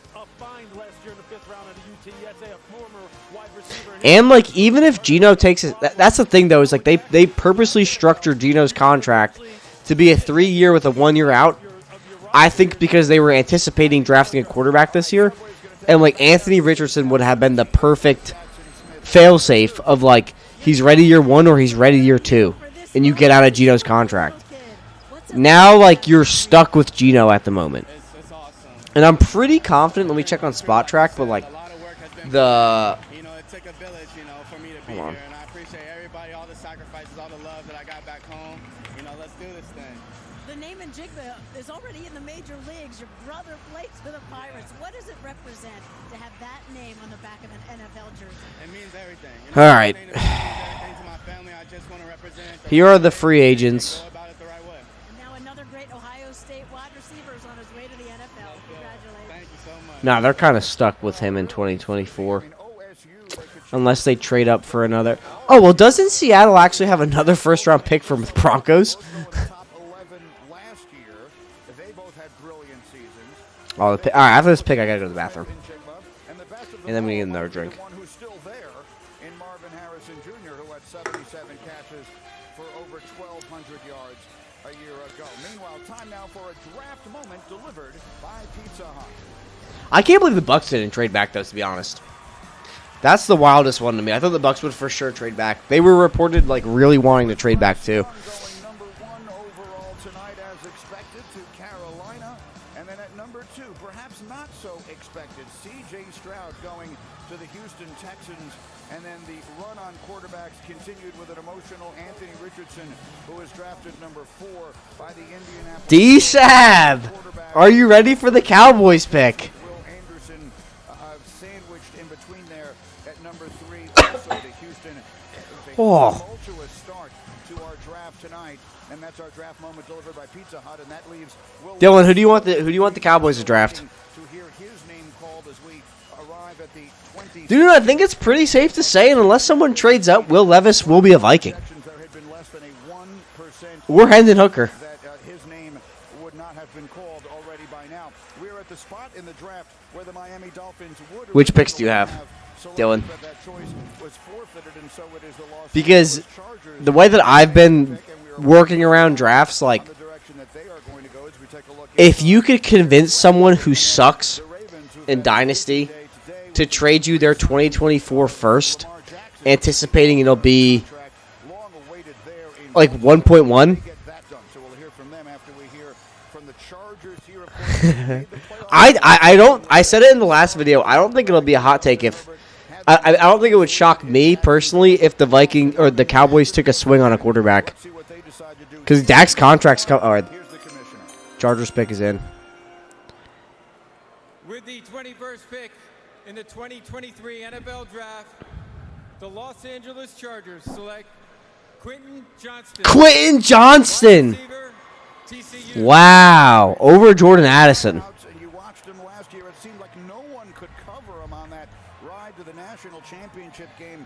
All right, go to the bathroom. For over 1,000 yards last season. He looks the part. You know, about 6'3", 210 with incredibly long arms, 40.5 vertical. He had some productive performances, no question. You talk about catching the football, he was able to do that in a lot of games for TCU and Max Duggan. Problem is, when you talk about his size, he doesn't always play to it because he body catches. He doesn't snatch the ball, Lou, and look at it. So basically he became too comfortable catching the football, body catching. So he's got to extend. You got big windows. You can bobble it a little bit. You can body catch in college. The NFL, they'll jar it loose. Lewis. Yeah, well, the cool thing about him, though, was as big as he is, you would think, okay, this guy's an outside lane player. They got him the ball in all kinds of ways. They moved him all over the place, and they ran him on everything. They ran him on the double move deep. They ran him on the intermediate digs and curls. They ran him on the bubble screens. They ran him on the shallow crossers. Any way they could possibly get him the football, they got him the football. And I'll tell you, he is a tough guy to bring down. So his run after the catch is exactly what you want. And he fits the profile of the bigger receiver like the Chargers are used to. And when you look at what the Chargers are doing, they got two $20 million receivers in Keenan Allen and Mike Williams. They stay hurt. It's hard to produce when you're hurt, so this fits the profile. We're going to get the quarterback, Justin Herbert, who we're going to sign to an extension soon. We're going to get him a dependable weapon. I can't have Mike Williams and Keenan Allen in the tub. I need somebody outside so our offense can be prolific and we can score points in the AFC. And the wide receiver runs continue. Exactly. Yeah. Zay Flowers, one of my favorite players in this draft. Yeah. Boston College wide receiver. I'll tell you what, Baltimore needs a speed guy in that offense. Yep. Zay Flowers would be an ideal fit for the Baltimore Ravens. And Lamar Jackson now under contract. And they added OBJ a few weeks ago, so we'll see if they do decide to bring in another receiver. We'll find out. They're up next. The Ravens will pick right after this as we continue from Kansas City in a moment.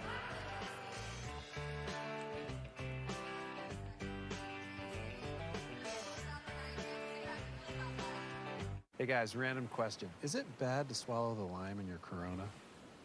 Andy, did you swallow your lime? No.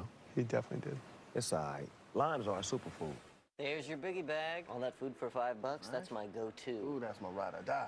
Just like you and me. Bag boys. Bag boys, what you gonna do? What you gonna do when we bring your food? You can always bet on Biggie. Choose wisely. Choose Wendy's $5 Biggie Bag. The following transformation is real, but temporary. Now any guy can temporarily cover grays. I think fill in thin, patchy areas, I'm back. and create a fuller, defined look. I think Quentin Johnston to the Chargers makes it slightly better. But I think that everybody is projecting. I think everybody is holding Quentin Johnston or is evaluating Quentin Johnston as what he can be, not what he is on tape. And I think that there is a lot of Chase Claypool on his tape. Like, he doesn't play like he's 6'4". He could do a tremendous amount after the catch, but when it comes to playing the prototypical X role of high-pointing balls and being a contested catch guy, he's just not it. He could develop into it, but what he put on tape at TCU, like, he's not that guy. You're not that guy, pal. Not that guy. But him being with Justin Herbert's sick. So I'm going to take that. No matter how small, how can I make a difference? Dude, we have the cheesiest seltzers in this house. This is what happens when my wife buys drinks for people. Like Izzy water, Izzy lemonade hard seltzer.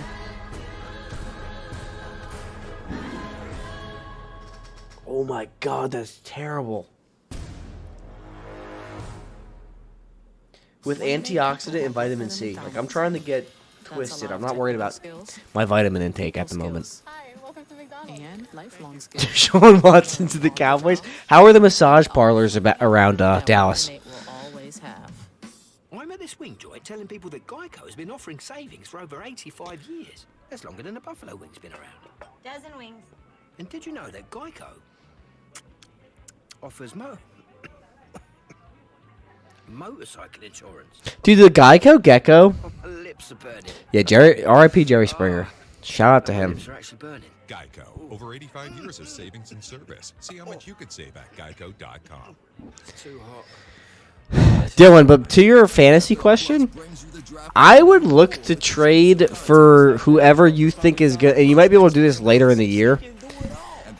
I would look to trade for the 1.1 of next year.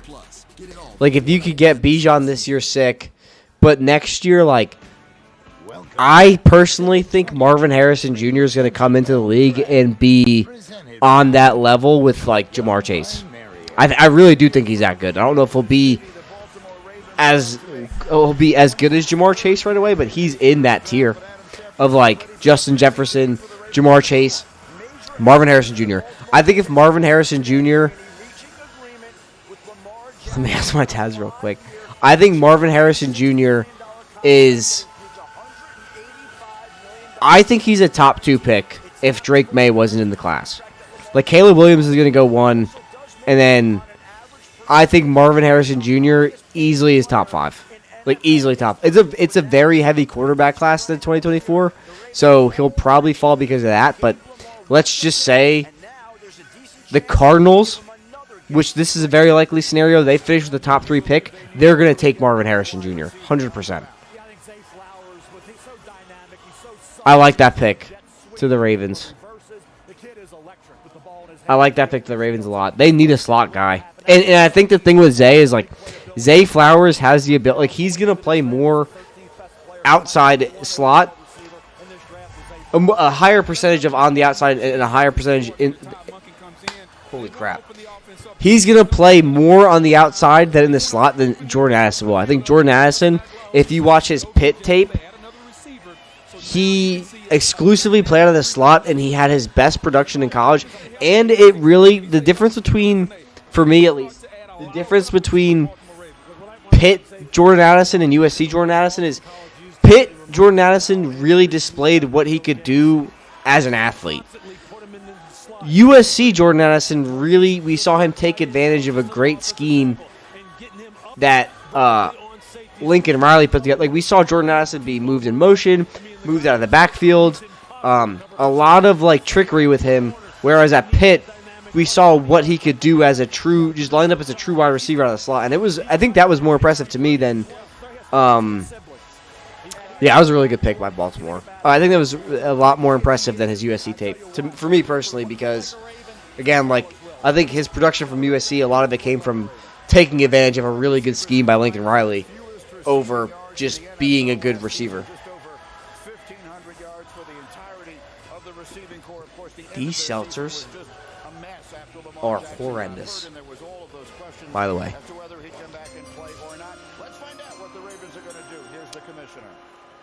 Dude, did the Vikings take Jordan Addison or did they take Will Levis? In the 2023 draft, the Baltimore Ravens select Zay Flowers. That's a good pick. Wide receiver, That is a really good pick for Baltimore. The kind of story you love coming out of high school in Fort Lauderdale. Zay Flowers was the 83rd ranked receiver in the country. Now, Mel, he's a first-round pick. He is. His mom passed away when he was a young age. He had a lot of responsibility. His dad's working. He's got 13 siblings. Yeah. He's out there. He understands what it is. This kid just said you should. Dude, this kid's Twitter drives me nuts. He said, all right, if my computer will cooperate. He said, you should be taking Jahmyr Gibbs ahead of Jackson Smith and Jigba in rookie drafts. What? Oh my God, that's such a bad take. That's such a bad take. He will make those get those contested balls in traffic. Tough kid, loves to play the game. He's an energizer. That's such a bad take. Oh my, that's got to be the worst take I've seen all night. Defensive players trying to corral this guy. Good luck. The best line I heard about him throughout the whole process, he can win a game of tag in the phone booth, Greeny, really simple. And if you look at the Ravens wide receiver, they were last in yardage in the National Football League. So they had to get somebody, not only they can win at the catch point, but when they get the ball in their hands, they can make plays in space, and Zay Flowers definitely fits that. He makes big plays. That is a horrible take. School record for touchdowns and tied the school record for catches. Yeah, look, he's just one of these guys who I'm telling you is a match. This has to be Levis, right? Because of how good he is getting off the line of scrimmage. Bro, that was so bad. You're going to take a running back who's going to be splitting snaps over the best, probably a... Dude. What? Do you realize... Hold up. I had this conversation with someone a long time ago. This was at the beginning of the college year. Do you realize when it's the beginning of the college year, right? And like people are doing their way too early mock drafts. I avoid these because they're so stupid and a waste of time. People had Jackson Smith and Jigba as the second overall pick to the Chicago Bears. Like, yo, like that's so stupid. Oh my God. What a let's see this kid. I've seen this kid, dude. Tyreek was just like that. Whether he was catching the ball deep down the field or here on an intermediate crosser, after the catch, he has great run instincts and vision. And once he turns on the jet, that's exactly what he's going to do. He's going to probably get a 15-yard penalty and a fine for. Let's see. This kid has had some horrible takes. Can I tell you who likes it? Lamar Jackson likes it. 1 minute ago, he tweeted, "I'm smelling more good news dropping soon." And then 10 seconds ago, he tweeted, "Well, it happened." All right, that's pretty funny. So, obviously, Mel, the quarterback of Baltimore is happy with the new receiver. Yeah, he's. I mean, this is 100% right, though. I'm gonna retweet that. Flowers smell awful good when they're getting touchdowns, don't they? I'll tell you what. Oh, this kid hates Dameon Pierce. That's where I started seeing his stuff. He hates Dameon Pierce. And I try to tell people, yo, this is the last chance to buy Dameon Pierce and sell Tyler Algier. Oh, I have the tweet. Where is it? I literally tweeted it yesterday. Or maybe today. I'm proud of the patience. I just fought through everything, no matter what it was, adversity. And I had my family, I had my friends, I had everybody by my side. And Coach Hafley stuck by me and gave me his word. And he helped me through this opportunity. Where is this tweet? Right here, April 26th. Who quoted it? Oh, that was me. She put me in this. It started with my mom. and my dad continued it. And me, everything. That's why. Dude, Dameon Pierce. Jackson, I hate that you're actually in the chat right now, but Dameon Pierce, dude. Like, people, someone was trying to tell me on Instagram that Dameon Pierce is worse than Tyler Algier, and I was just like, he was like, oh, but Algier had better stats, and I was like, dog, Pierce played behind a worse offensive line and missed 3 games, and he was top 5 in rushing yards, and Arthur Smith's whole scheme doesn't even need a quarterback. Like, you still have to account for Kyle Pitts and Drake London just in case. You don't have to care about Brandon Cooks and Nico Collins. It would like game plans. Oh yeah, Dameon Pierce. Let's just stop Dameon Pierce. And you couldn't stop, dude. I hate that you drafted Dameon Pierce and George Pickens. Those were my guys last year. That pissed me off. But you know, boss, so I can't be mad. I can't be mad. Johnny, I appreciate that. This is the best stream ever. I appreciate it. People had Noah Sewell go. I forgot he existed. I think he's like a 4th round pick. He'll probably go day 3, the end of day 3. I mean day 2.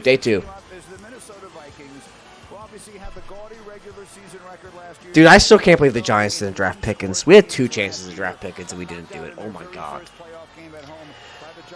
Dude, the roller coaster of emotions I went through with Pickens being on the board for both Giants picks. Dude, everybody says they were on Dameon Pierce, but Jackson Kane can testify. I was hammered one day during a rookie draft, and I took Dameon Pierce. This was the day after the draft. I took Dameon Pierce at the 2.1, and he was like, "Are you nuts?" And I said, Dameon Pierce will be a top 3 pick of rookie drafts by the end of the summer, and he was. That kid is so good, dude. You can't tackle him. He cannot be tackled. And like you have like kids like this saying, "Oh, you can't draft Dameon Pierce because he's on the Texans and he's easily replaceable because of low draft capital." No, you just don't watch football. You've never put on a helmet and shoulder pads. Like Dameon Pierce is the truth. He is the truth, dude. He's the truth.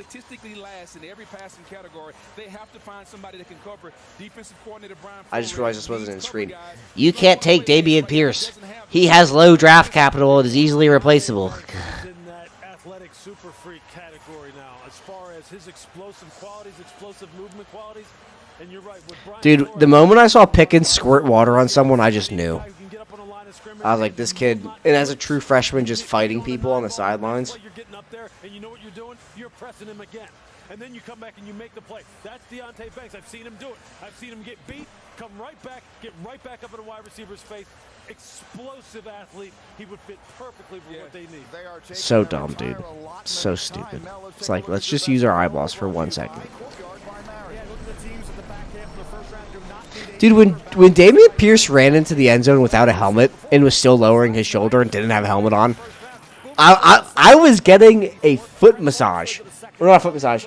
I was getting a pedicure. Oh no, what happened to the camera? We'll see how it goes with Will Levis, but Will's right there, heck of a quarterback, I believe. Nolan Smith, an outside backer who you can move around. He could be off ball as well. Dalton Kincaid and Michael Mayer as well, tight end Notre Dame, still on the board. We have not yet had a tight end drafted. Deonte Banks, Lewis, and Boog have talked about. There's Jordan Addison, who went from Pitt. That's fixed. I was getting a pedicure. I was at the foot massage, and the LSU Florida game was on. And I was like, just sitting there enjoying life. Because if you haven't gotten a pedicure and you're being a little baby about it, like, getting a pedicure is the most magical thing on the planet, first of all. Second of all, and I saw that play and was like, who the hell is that? And that's when I knew I was just in love with Dameon Pierce. He needs a running mate because you can take one wide receiver out of the game. The Vikings took Addison. Oh my God. Giants are going to get Joey Porter then. Has to be. Giants have a corner need. So you got teams right now that are looking, I'm sure, at Porter Jr. and Deonte Banks. That's right. And so this will be the Vikings making their pick here. Again, we are expecting them perhaps to go on that defensive side of the ball. You never know. You mentioned the departure of Adam Thielen, so perhaps help needed at wide receiver. That's such a bad pick. It's not a bad pick because Addison is bad. It's a bad pick because they just need their defense is so bad. Dude. Like, you just lost in the playoffs because your defense sucks. Defensive coordinator Brian Flores, the one-time head coach in Miami. So we'll see if they go that way. Here's the commissioner. Oh, dude. With the 23rd pick in the 2023 NFL Draft, the Minnesota Vikings select Jordan. Dude, I'm actually kind of happy as a Giants fan because now we're not going to force a receiver pick. You called it. We talked a little bit about it. Like, I would rather take Tillman or Mingo or Jaden Reed later and take, like, Nolan Smith, Brian Branch, Miles Murphy. Oh, God, dude. If we take Miles Murphy, I'll lose my mind. Or Osiris Torrance, Joey Porter. He was my number one receiver in this draft. A guy that can play inside, a guy that can play outside. You talked about 2021. He won the Biletnikoff. He said, you know what? I'm going to leave Pittsburgh. I'm going to go play with a different quarterback. I'm going to go out west. I'm going to play with Caleb. There's a lot of good players still on the board. And he put up numbers. He can do it all from any spot. I feel like this pick has to be Brian Branch. To me, the versatility, where you can line him up and how he can get it done. You can put him in the slot. And imagine a nickelback. Usually a floor corner trying to check him. I put my foot in the ground. See, Pitt tape. He's so much better at Pitt than USC. Bubble screen. Dude, and when he takes off, he really does have great. I know he got a bad 40, but he has really crazy game speed. And then this is the USC tape. It's completely different. It's like a completely different playbook. The Giants traded up one spot. Why? For Brian, it has to be for Brian Branch. Because, yeah, I mean, it has to be for Brian Branch. Dude, sick trade, Giants. You're like 3 years too late.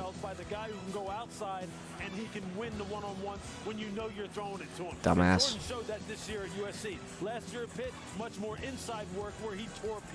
Why did we trade up one pick? That was tonight's prospect resume brought to you by Indeed. I'm being told we have another trade. The Giants will be on the clock when we continue in just a moment. Here's trading up with Jacksonville. Giants move up one spot. Dude, am I going to be pissed by this? Like, oh, God, and now there's a commercial break, dude. Are we trading up for Will Levis? Because I'll finish myself on camera. Her name is Sadie. She's incredible. Any word? She ghosted him. God, you're a spy. Ghosted. Rated PG-13. Now streaming on Apple TV+. There's a lot of anticipation. Dude, it's funny people freaking out about Gibbs. Like, you're just gonna, like, DeAndre Swift is gonna be traded within 24 hours. Like, it's not that hard to comprehend. Your outfit stand out. I like to be shining and blinging. It just makes me feel good. It makes me feel I can take over any room. I'm gonna cherish this every time I look at it and think back to the draft. But we moved up one spot. They must The Giants pick is in. All right, so remember to be clipping this when we get going. It had better not be the only wide receiver theoretically left in the first round. Jalen Hyatt? No, please no. Dude, if we traded up for Jalen Hyatt, that's the only reason I can envision needing a trade is saying, "Oh my gosh, why would you need to jump Jacksonville to pick a wide receiver?" It's Brian Branch, dude. It's Brian Branch or Nolan Smith. This can't be a wide receiver. This Brian the Jags are not taking a wide receiver. This is not a wide receiver. It's not a wide receiver. There's no way it's wide receiver. I got the Talking Giants stream on. It's Joey Porter Jr. It's got to be Joey. It's got to be. Yeah, it has to be Joey Porter Jr. or Brian Branch. What if they surprise us and go Deontay Banks? Or Miles Murphy. I think the players in play right here are Nolan Smith, Brian Branch, Miles Murphy, Joey Porter Jr., Osiris Torrance. Yeah. Because the Jaguars do need a guard. All right, so chat, put your video on full screen because I'm going to change the pinned comment to please subscribe to the podcast and leave a 5-star Peter Davidson. a review and rating on the app. So. Down and simple. please do that. Subscribe right now because we're gonna have a full podcast out in the morning for you guys recapping this. If it's not a player we've done a film breakdown on, we will have a film breakdown out tomorrow at 11 a.m. So make sure to subscribe to everything so you get your fill on this New York Giants draft. And like the Deontay Banks over Joey Porter? Spoil, please. Yeah, don't look at the chat if you don't want to spoil because someone's gonna. Why did I look at the chat? Oh, Jackson, I hate you. Why did I look at the chat? Junior, Banks. Miles Murphy, Nolan Smith. I don't hate that pick though. I actually really like that pick. I like Porter Jr. more than Banks. I mean Porter Jr. Banks has the ability to be the best, right? Yeah, right. And Porter Jr. was one of the 15 guys I think that, I think that Banks big board, right? Higher upside than Porter Jr. I think is one of the Porter only Jr. guys much safer that pick. is available here that we didn't think that he would be. I think it's just him and Levis. No way. And he fits at he fits and it's at a I think Banks. Yeah, I'm surprised Joey Porter Jr. is here. I want Joey Porter Jr. The thing with me though with Banks, like, why trade up a pick? Banks has all the ability. Just like, why are you trading up one pick for Deontay Banks when now I know he's not the premium position. the Jaguars aren't going to take him? Branch is who I wanted to be after Joey Porter Jr. Miles Murphy, I'm still very high on him, even though it's not the biggest. That's stupid, dude. Like, Banks or Porter is going to be there. That was a terrible trade. To improve their secondary, this would be the spot to do it, Greeny. But we'll see, Mel, if that's the direction they go. We are coming off 4 consecutive wide receivers selected, which, by the way, I'll mention quickly, is the first time that's ever happened in the. We traded a 5th and a 7th? Oh my God, dude! It was one pick. Mel, what direction should they look? Well, we thought Minnesota could be looking at corners. They passed. They took wide receiver Jordan Addison, which is a need for the Vikings. They went offense over defense, but for Wink Martindale and the Giants, they got to get a corner. And I think when you look at Joey Porter Jr. from Penn State and my guy Deontay Banks from Maryland, that's what makes sense. You're going to go up, and Jacksonville, to me, could take a corner.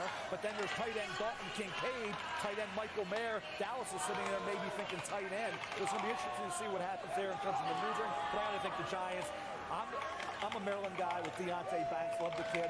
He came back from that shoulder injury and had a heck of a season for the Maryland Terrapins. You mentioned defensive coordinator Wink Martindale. Dude, the Patriots gave up less. The Patriots got less to trade back to 17. They got a 4th pick, 4th round pick. The Giants gave up a 5th and a 7th. Why? This fits the defensive coordinator's personality. Deontay Banks fits. Wouldn't be surprised if that's the pick. Yeah, I mean, Booger McFarland all over the Banks pick. Yes, man. I mean, the kid has. There's certain athletes that when you watch them and you watch them change direction, it just looks different. It looks different with Deontay Banks. And he is not scared as far as sticking his nose in there against the run either. And you know, oh, wait, they just gave a 7th? He likes those kind of guys, those kind of commanders. Oh. It would fit perfect. He fit perfect in the scheme. Yeah. I mean, just maybe pound for pound, one of the most explosive players in this draft.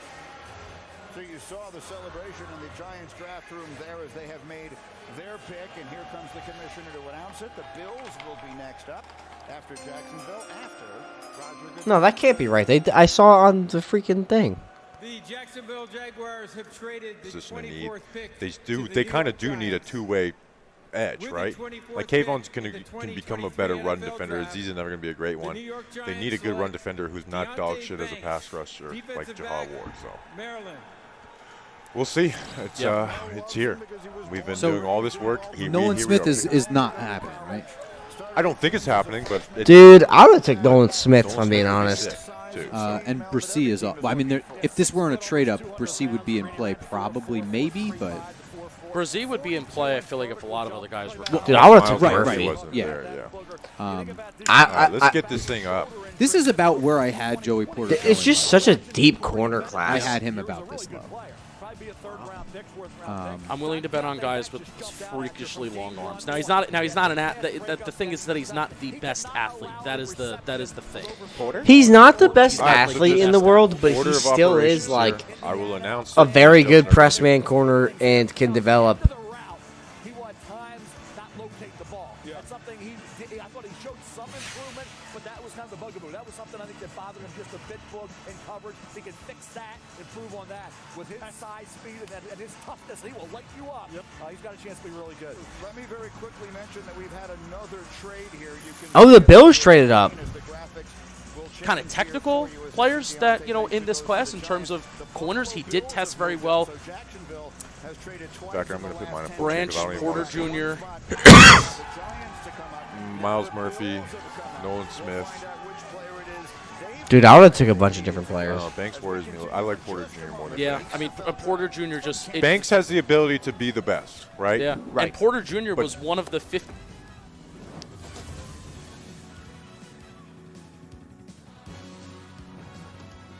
edge, right? Like Kayvon's can become a better run defender. Aziz is never going to be a great one. They need a good run defender who's not dog shit as a pass rusher, like Jahad Ward. So we'll see. It's, Dude, did I predict the Bills getting Joey Porter? Nolan Smith is not happening, right? I don't think it's happening, but it's. But Nolan Smith would be probably yeah. A lineup of product designed to I had him about this low. Now he's not an app that's So the just best app. order of operations here. I will announce it. Me and Justin are going to do our spiel for YouTube. Rump, obviously, you know, we're going to throw it to you, see we get your thoughts on it. Rob, I'm sorry, we gotta push you out on this one. And then we will be back. We'll do social clips, get all that stuff, and finish this draft off. But you'll never quit.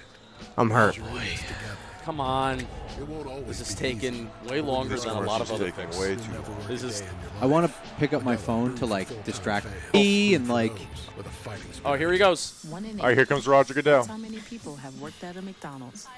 I'm not even going to try to do clips. All right, 25th overall pick in the 2023 NFL Draft. The second year under GM Joe Schoen, the New York Giants are selecting. Means more time for your life. Help you grow from here. Deontay Banks, quarterback out of Interesting. Minnesota. So Deontay Banks obviously is basically the best athlete. You know, he had the a 9.99 RAS score. You know, in the combine, ran. You know, I think he had the fastest 40 time for the corners. You do not need to get that personal.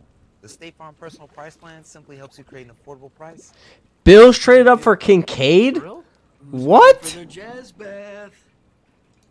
No. Are we serious?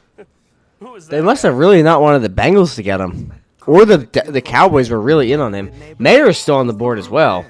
Which NFL players depend on sleep number? That guy, that one. Holy moly, all these guys. I really don't feel bad about my predicted mock because everybody's got just demolished. Yeehaw, Cowboys do. The Offensive Player of the Year does. Super Bowl champions do. Boom! It's a Circapalooza. Turns out 80% of NFL players have a Sleep Number smart bet to help improve their energy and recovery. I can't believe the Eagles didn't take Brian Branch. Oh, they traded up for Jalen Carter. That's right. Yeah, I can believe it. Time for basketball. I'm so outrageous. I made it this far, but I still got a long way to take it to make it to greatness. They will play a game 6. Underdog turn favorite. Whole crowd going crazy. Do or die. The Lakers are still playing.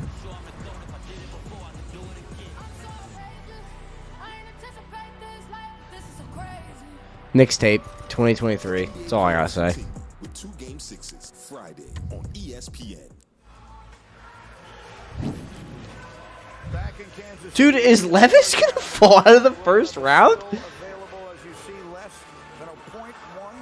That's insane. Well, I spoke to his agent, Jimmy Sexton, and he said they were prepared for this because they went in knowing that in the first round there were 3 sure quarterback spots and 4 quarterbacks here, so it's like a game of musical chairs. But the family's doing okay. Mel had mentioned that Levis plays with a chip on his shoulder. They said this plays right into that. And his Yeah, mom, of course the agent said that. was a big-time soccer player at Yale. She said, the NFL likes drama. You're welcome, NFL. Sounds like she has a chip on her shoulder, too. Again, we had Bryce Young, Will Anderson, and Dude, his sister looks just like him. Richardson go in the first 4 picks tonight, and no quarterback since. Again, there was a moment last week, in which Will Levis was the odds-on favorite to be the 2nd pick in this draft, Mel, and instead, here he is still waiting to hear his name called as we approach the end of round 1. Well, Susie touched on it. That some quarterback was going to possibly fall. So is it the end of the Dalton Kincaid. Good pick and tight end premium. went from the second round one who became heck of a player in the NFL. I talked to Boomer Esiason here. He was thinking, my first year in 1984, before. We had that little box on the table, Boomer and I. And I'm mentioning Dan Fouts and Johnny Unitas to Boomer. Say, don't get down, just get motivated. And look at that with Boomer. Brett Favre's another one. We saw slide. Aaron Rodgers, 3 weeks before the draft, was projected to go number 1, ended up going 24. As you look at the teams that have yet to select tonight here in round 1, it seems almost impossible that any of them would take a quarterback. Now, certainly, we have frequently seen teams trade into the end of round 1 to take a quarterback, and it is certainly possible we will see that. But when you consider Dallas and Jacksonville, Cincinnati, New Orleans, Philadelphia, Kansas City, hard to picture. Here's the commissioner and the Bills. The Jacksonville Jaguars have traded the 25th pick to the Buffalo Bills. Dude, to be honest, yo, like, could you realistically draft a quarterback who eats mayonnaise with his coffee and eats banana peels? Like, I don't blame people for, I mean, general managers are humans too. In high school, played only 1 year of high school football, walked onto the football team, Mel, at the University of San Diego, caught 19 touchdowns there in 2 seasons, and then found his way to That is a big human. We talked about the 1 game for C.J. Stroud, and we talked about 1 game for Dalton Kincaid. Got everybody's attention. USC game. Mid-season, he has 16 targets, 16 catches. He's 16 for 16 against USC. That's pretty doggone good. And he got, I tell you, a teammate misfortune. Brant Keithley's a heck of a player who's going back to Utah. Brant Keithley got hurt. Dalton Kincaid stepped up in Keithley's absence and had a heck of a year. This was the year of the shine for Dalton Kincaid. He took advantage of every opportunity. Dude, Dalton Kincaid's nice. Stretcher with great hands. Josh Allen. He's just not the best blocker. He's not a tight end. He is a glorified wide receiver, guys. He's more of like Darren Waller than like Travis Kelce. Boy, they move him around. They moved him outside with his 6'3.5" frame, 246 pounds. Great hand-eye coordination. It must be really nice having a target that you could just throw it as high as you possibly can, and they still catch it. Last 2 years, 106 catches, 1,400 yards, 16 touchdowns. And if you're Buffalo, we thought about Buffalo maybe adding another wide receiver. What did they add? Another weapon? I really think Buffalo did that to make sure that Dallas doesn't take him and that the Bengals don't get him. Give Josh Allen another weapon in the passing game. I like what Buffalo did here, making a strength their offense and giving him another weapon, taking some pressure off the number 2 receiver. All right, I'm going to go to the bathroom real quick. 55% of his snaps, he was aligned in the slot this year. So what is he going to do? He's going to work between the numbers. He's going to work between the numbers, run the seams, run the wide basics, which are the 10 yards and cut across the field. He's tough after the catch. He will compete as a blocker. You can use him as an F. You can use him as a U, meaning line him up at fullback, put him, off the ball as a tight end, block across the formation. He'll compete in all that stuff. Ken Dorsey will find some real creative ways to use this guy, and Josh Allen will love it. Yeah. All right, so the Dallas Cowboys are now on the clock, and Chris Mortensen has insight for us. Mort.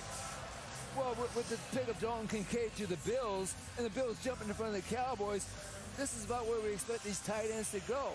Now, for the Cowboys, I don't know who they're going to pick, but I do know tight end is a need. And the one guy who most resembles Jason Witten, one of the all-time greats for the Cowboys, tight end, is Michael Mayer of Notre Dame. As Mel can well tell you, he's a full-service tight end. Not saying he's going to be the pick here, but Mike McCarthy, the coach of the Cowboys, likes somebody who can play inline as a tight end, block, but still make catches down the field. At some point, we're going to see these tight ends come off the board between the rest of the night, tonight, and in the second round. I think the top of the second round, too, as well, Greeny. Yeah, we just saw the first go. And, Mel, I feel like there was a time at the beginning of this process that people were mocking Michael Mayer to go much earlier in the draft than this. So he'd be a very interesting option here for Dallas. Yeah, he's a throwback, Michael Mayer. He's a tough kid, boy. He doesn't have the longest arms. Like the short arms, I think, bother people. But you watch him play since his freshman year. He didn't play too much. He plays as a true freshman. Wasn't that super highly rated coming out of high school, but made a big-time name for himself at Notre Dame. He is a blood and guts football player, boy. He will win contested situations. He will battle for every inch of real estate after the catch. He'll help out as an inline blocker. He's a throwback to the 80s as a tight end. Yeah, to me, he's the most complete tight end in the draft as far as somebody that can line up on the line of scrimmage and block and also work the passing game. He's not going to wow you with the numbers. He's not going to wow you with the 40 time. You talk about the arms, the length, all that. But he reminds me so much of Jason Witten, a guy that can just get open. Jason Witten is going to the Hall of Fame off one route. And then it's wide option. The ability for that tight end to get the option, and then the hands, the sure hands. It doesn't matter when he's covered. He's really not covered. Go up, catch the football with your hands. Talk about being a body catcher. He's not. He's going to go up, and snatch the football with his hand reminds me of somebody else who they said, he's not an athlete, he's not quite fast. All Jason Witten did was go to Dallas and have a Hall of Fame career, catch the football with his hands, always in the right spot. But what he really made hay mail is when it came time to be a blocker, came time to run the football, he could stick his nose in there. You can line him up there wide, you can bring him across, he can block. And for a team that wants to run the football, like McCarthy has said he wants to, this sure looks familiar. How ironic would this be for Dallas to have one tight end in the Hall of Fame and Jason Witten and go draft another with the same type characteristics as Michael Mayer? Yeah, it was kind of uncanny how similar they looked. Yeah. When I was watching them, I'm going, because I remember when Jason came out of Tennessee, I was low on him. I didn't think Jason had a hell of a career, and he's a hell of a guy. There's no question about it. Love him to death. I just didn't think he'd be that good of a tight end. I didn't think he'd get open. Because I was just like, man, he just doesn't look like he's going anywhere. And you know, I was surprised at the number of people who didn't challenge Michael at the line of scrimmage in college. He was constantly getting free releases. And then he just pushed people around on the second level, and he had those great hands. And he is a good route runner now. He's very good at the top of routes.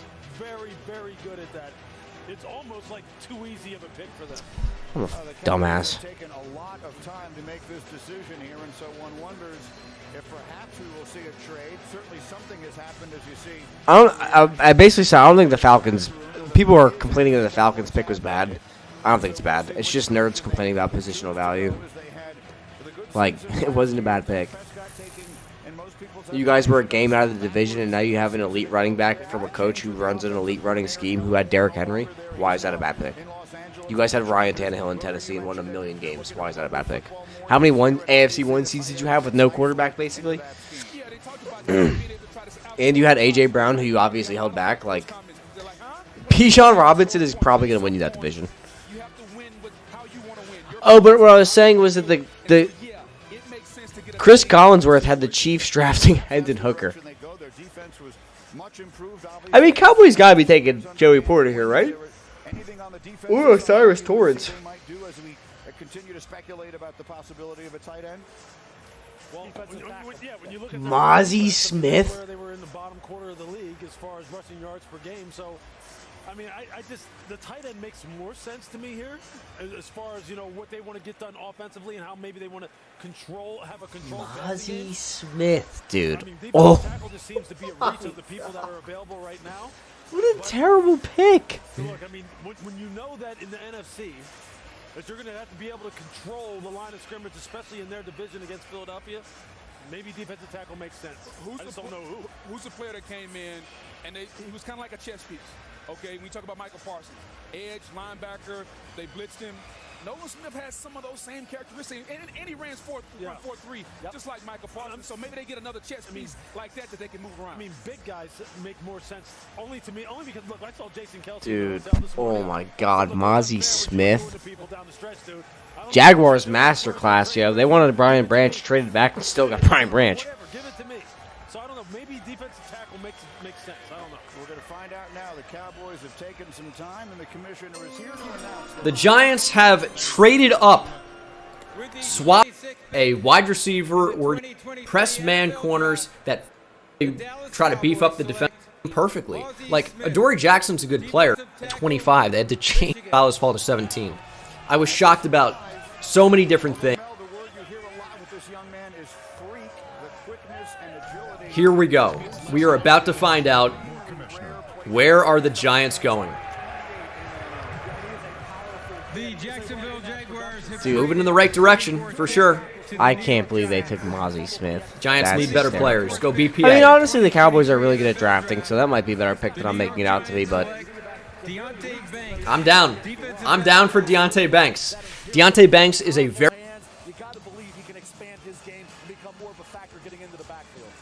That's crazy to me, though, still. And you won't move him either, Grady, because he is a mountain of a man inside. And for a team that wants to be able to get the third down, how to get the third down? You got to stop the run on first and second down to allow Michael Parsons, to allow DeMarcus Lawrence the ability to rush the passer. He has pass rush ability.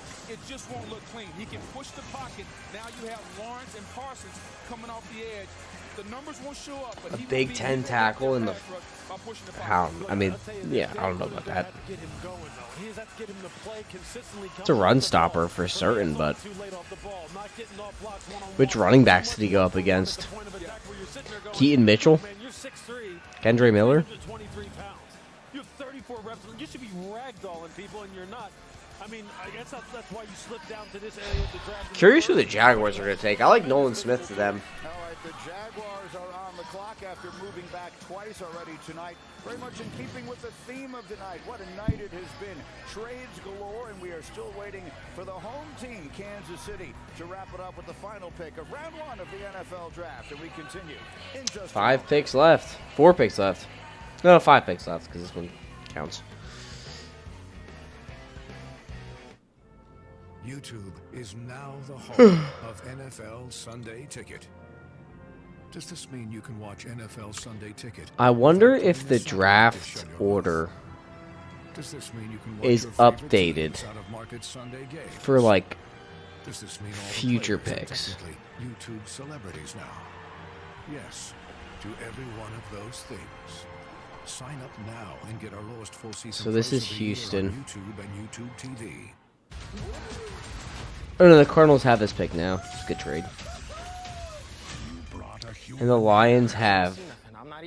Oh, that makes sense as to why they gave pick 34 because they got pick 33.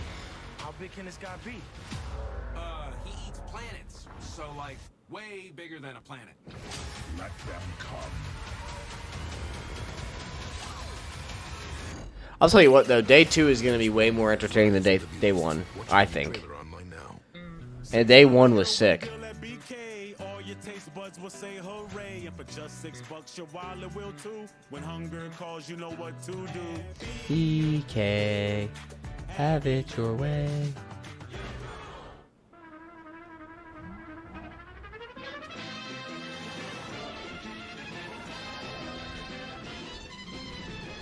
Didn't the Patriots get another pick? Another 4th round pick? Toyota. Let's go places. What if you could make analyzing a big bank's data no big deal? Go on. Must not be Well, what if you updated then. partner with IBM and Red Hat, use a hybrid cloud solution to connect data across multiple systems globally, then analyze all that data with Watson? Okay, but this needs to meet our Security standards? Yep. compliance standards. Mm-hmm.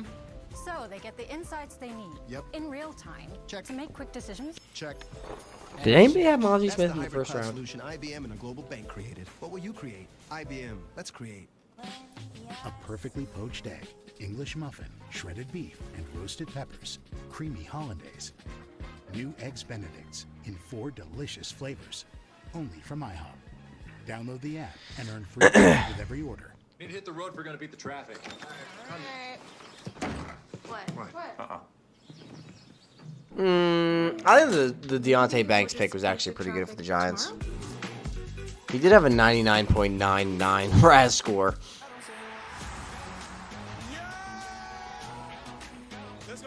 The schedule is released. Lots of great storylines. A rivalry game just the way we like it. All eyes on the quarterback. It's a true revenge game. Let's go! Leaps a man, and it is caught. If you're a fan of football, this is the day. Back in Kansas City, in time now for a draft moment delivered by Pizza Hut, or in this case, a flurry of them. That was Is Miles Murphy going to fall in the first round? called as the first pick in the draft, and then came C.J. Stroud, and then so many others that have come behind. Special moments here all night long in Kansas City. Enthusiasm all over the country as the NFL draft has continued, filled with a variety of fabulous moments. And it is time now, Mel, to take a look at your best available still remaining in tonight's class, which is brought to you by Courtyard by Marriott. Yeah, Granny, injuries have affected this list a little bit. Will Levis with the toe, more talked about that, banged up basically since October 1st. Throughout the rest of the season was Will. Paddled through it, loved the kid. He'll be a steal for somebody. Nolan Smith with the torn pectoral, 8 games in. pushes him down just a bit. Joey Porter Jr., I think got a little handsy at times in coverage. I thought he improved on that. Still available. Miles Murphy, defensive end, has that pass rush ability. And then Anton Harrison, offensive tackle, left tackle. Started the first game this year at right tackle. Like his athleticism, like his length. Dude, how many girls has Will Levis got, bro? There's a new one in the frame every time. Jacksonville has traded back a couple of times, and we'll see what player it is, Lewis, that they've decided to identify here. Obviously, the star young quarterback, Trevor Lawrence. They're not with you for you, bro. You put mayo in your coffee. They just know that you're going to make bank. At least for a little bit of bank. Here he is, Roger Goodell with the pick. With the 27th pick in the 2023 NFL Draft. Jags get Anton Harrison. It's a good pick. Jacksonville Jaguars select Anton Harrison, tackle. Dude, are the Eagles really going to get Brian Branch at 30? Versatile lineman from Washington, D.C., played mostly left tackle, started 23 games. Do the Saints get Levis at 29? Does that happen? In high school, so he's got the feet and he's got plenty of power, Mel. He does. You look at a kid, I thought I was impressed. He had that one game at right tackle this year. That was the first game, started the season opener against UTEP at right tackle. Remaining 11 games were at left tackle. That's where he's played his career. They can play both in the NFL. 6'4" and a quarter, 315 pounds with long arms. As a run blocker, drove defenders off the ball. I thought he sealed the combo blocks. He was really effective. As a pass blocker, the footwork, the technique, the ability to mirror, he did that. Dude, I had Deontay Banks fall out of the first round in my last mock. I guess it's Joey Porter, but I think Joey Porter Jr. comes off the board right here to the Bengals. The Bengals are going to take a corner, or Michael Mayer. 300 big board. Anton Harrison at 26. He was the next offensive tackle. I think the ability to play right tackle or left tackle makes him valuable. And who are you protecting? You're protecting the franchise down there in Trevor Lawrence. Yeah, and I think he's an above. I think that was a good pick by the Bengals. I mean, the Jaguars. I think ideally they maybe didn't want a tackle, but they do need one. Cam Robinson tore his ACL in like week 18. And you're the Jaguars. You want to make sure if and when Cam Robinson does get suspended, you have a young tackle in the fold, so this makes perfect sense. Actually, Adam Schefter has the very latest with some perspective on that. Schefter? Well, and that's the whole thing here, Greeny. Cam Robinson, the Jaguars' former franchise player, is facing a suspension for violating the performance-enhancing drug law. Cam Robinson was on roids. The process right now, he's fighting it, but the chances are ultimately he's going to face some type of multi-game suspension, and that had to figure into the Jaguars' thinking, although they also like the player. Dang, dude, I can't believe Nolan Smith fell this far. Look at the ADP. And the players still on the board. 7, 15, 20, 21, 23, 19, 27, 29, all still here. This is not Zach Charbonnet, by the way.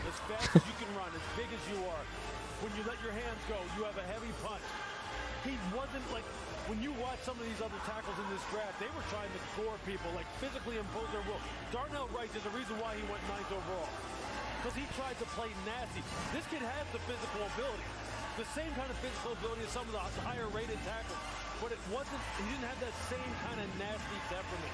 And that's what they're going to, if they can bring that out of him, get him to play with a little bit more pad level, sink his hips a little bit more so he can come out of his hits and play with more power, then you have themselves to steal. Dude, if you're a draft analyst, how do you feel that your QB1 is about to fall to day 2? Oh my god, dude. You look so stupid right now. You look so dumb. At least my QB1 went second overall.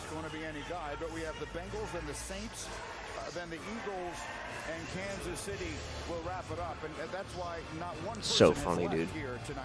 Frequently as we've been here, we've seen folks leave earlier, but for the first time, the defending Super Bowl champions are hosting the draft, and so the fans are. The Bengals go with Miles Murphy. Such a good pick. I think I'm going to take Nolan Smith over it, but 2023 NFL Draft, the Cincinnati Bengals select Miles Murphy. Good pick. Defensive end, Clemson. A 5-star recruit, was the top player in the state of Georgia coming out of high school, had 29. I didn't expect Murphy to fall this far at all. I thought he would fall minimum to 20 or maximum to 20. I thought he was for sure a top 12 pick, top 15 pick. 22 at his pro day. The power, the speed that he has to get after the quarterback and be a factor. Do the Saints take Levis? It's a serious question. In my opinion, developed into that feared pass rusher you thought he could be. His talent indicated he could be. Dude, I think Miles Murphy's really good. People say he didn't produce as much as he should have at Clemson, but I mean, what does that even mean? That's him against the Kemikwandu. A ton of upside. His freshman year left you wanting more. You want to see it more and more, and you never saw it consistently. I think that's the thing. He's got a ton of upside. His good is really, really good, but his bad just seems like, how can a guy with those freaky stats, that type of athleticism, not make play after play, not make more plays? And I think he's got a really good punch. But it's going to be up to the defensive line coach. Can you it hits home and it pushes people back. with the consistency? You know, I love the room that And I think with the Bengals, we were trying to compete. Like you need pass rush. They're motor players, they're effort players. Lou Anarumo, the defensive coordinator, who I absolutely love. We'll get it out of this. Can you imagine getting drafted to the Bengals? It's such a sick landing spot. It's like getting drafted to the Chiefs or the Golden State Warriors. We continue in a moment here as our aerial coverage is provided by Goodyear. It takes drive to reach the next destination. Goodyear, more driven, 3 more picks tonight. Round 1 of the NFL Draft from Kansas City.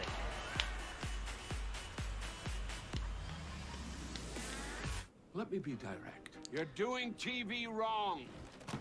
You thought that other TV provider was good enough. Now what? Dude, I can't believe Will Levis is about to fall in the second round.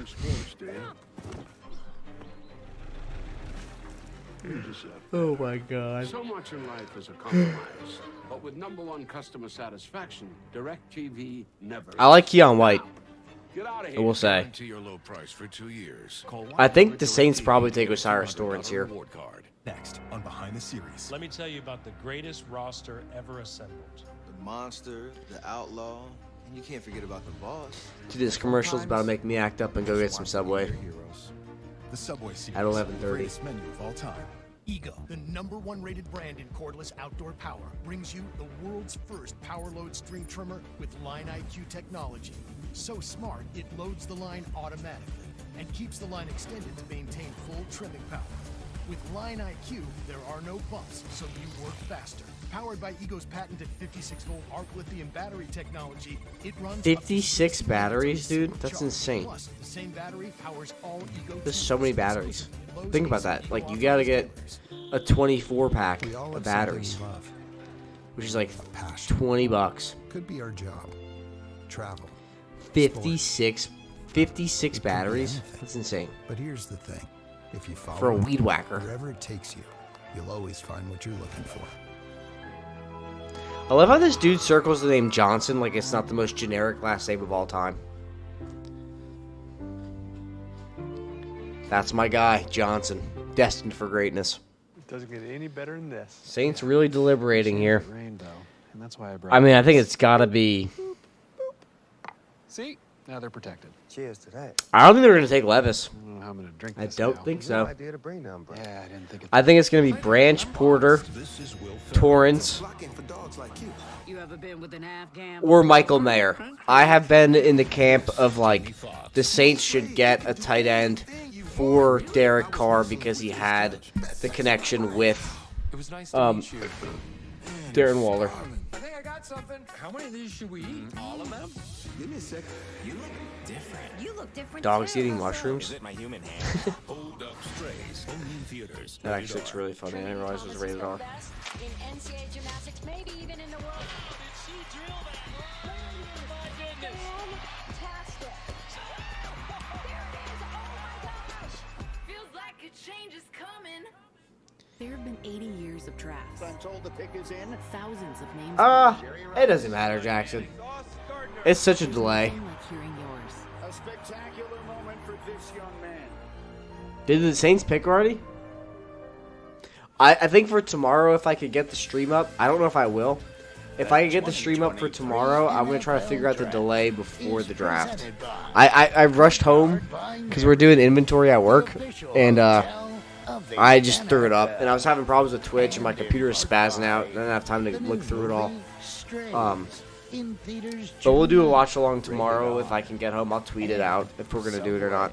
I don't know because Friday night, with the All-Star Subway Such a good Series pick, dude. menu. Brian Brazee, the Clemson boys going back to back. And they'll do Good the pick. rest. I didn't think they would take Levis. I really thought they were going to take Mayer, though. I knew Brian Brazee wasn't falling out of the first round. There was no way. I'll just say this, though. The Eagles are about to get a good player.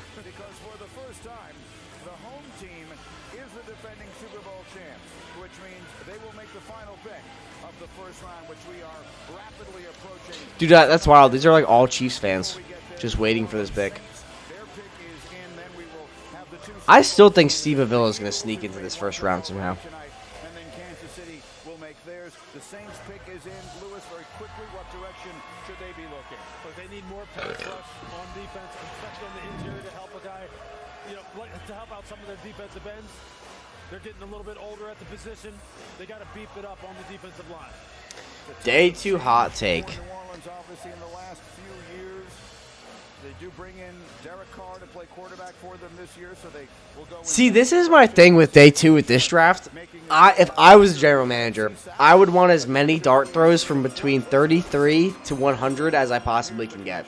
Because I think there's so much value, particularly on offense, in round 2 and 3. Like, if this is the Brian Brazee pick they're announcing. Like, let's just look at this. Wide receivers. Josh Downs could be one of the best receivers in the class. Cedric Tillman is one of my top 3 receivers. Rashee Rice, an elite, could be, no, I'm not going to say elite, but for this class, fantastic possession receiver. Jonathan Mingo, could be A.J. Brown, could be DK Metcalf. Big slot player. Going to make an impact. And then you got players like Jaden Reed. Jaden Reed, like, I'm going to make a post about this probably on Instagram. Do you know who Jaden Reed has over 50 yards and a touchdown against? Penn State. So you have Joey Porter and Jair Brown, the safety, who's like one of the, I think it's Jair Brown. Widely considered the second best safety in the class. Jair Brown, yeah. Over 50 and a touchdown with a dookie quarterback. Then they played Michigan. Who did he go up against? DJ Turner, second round pick. Penn State, who he dominated. Joey Porter and Jair Brown, like I said. They played Maryland, where he had a pretty okay game. Deontay Banks. Jaden Reed could end up being one of the best receivers. Right now, being candid, I have him in my top 5. He plays so, like, if you just watch his tape, dude, like, he plays so much bigger than his size, man. He's so good. He is so good. I don't know why people aren't talking about him. His stats aren't great, but he played pretty, like, his quarterback was trash. Like, trash. And then if you want to talk about interior O-line, you got Osiris Torrance, who's looking like he's going to fall in second. And this is my thing with centers, right? Like, every year we see center, like, we get told, oh, you can't take a center early because of positional value. Centers, the first center off the board more often than not ends up being a top 15 pick in the following year's first round redraft. So you have John Michael Schmitz, Weipler, and Tippmann, who are all going to be elite picks. They're all looking to be like very, very solid centers. You got Steve Avila, who I think is probably one of the safest guards in the class. Osiris Torrance. Like, these 3, or these 1, 2, 3, 4, 5, could be first round talents. And then you have tight ends. Oops. Michael Mayer, who's widely viewed as a first round pick. Darnell Washington. Sam Laporta, who's going to be one of the better tight ends in this class. Tucker Kraft. Day 3. Luke Musgrave as well. So look at the running backs.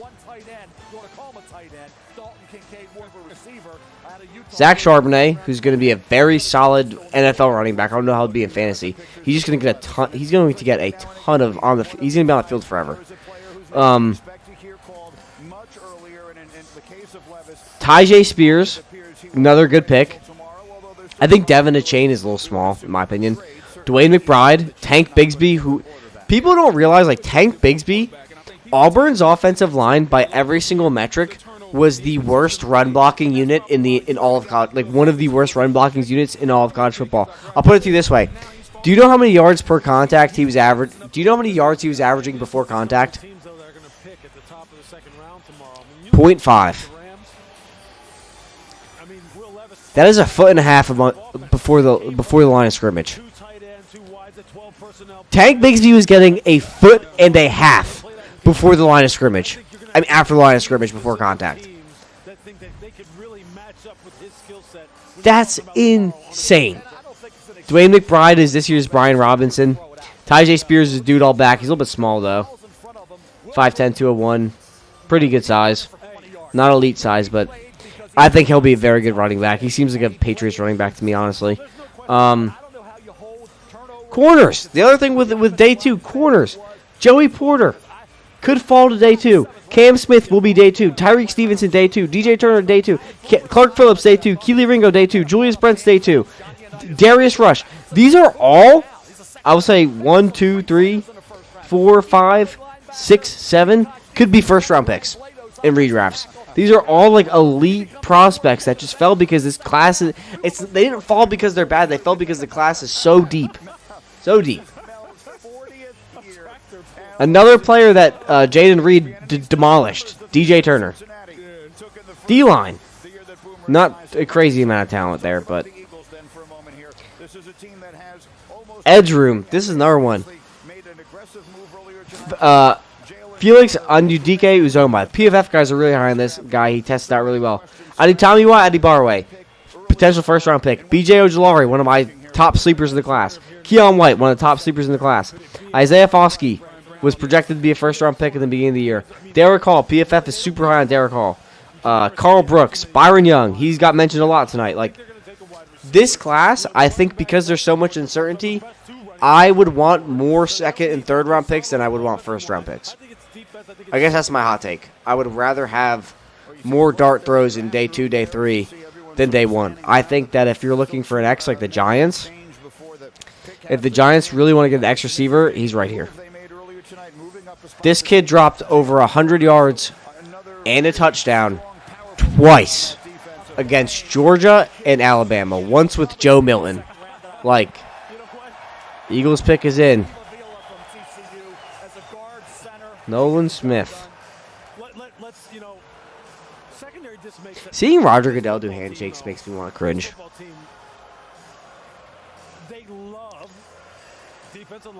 Such a good pick, too.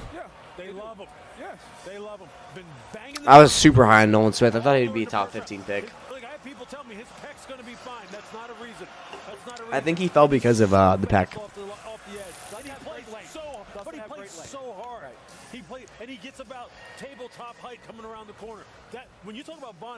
I really thought he would go to the Lions.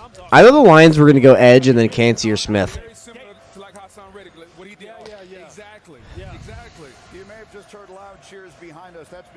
Dude, Levis falls to day 2.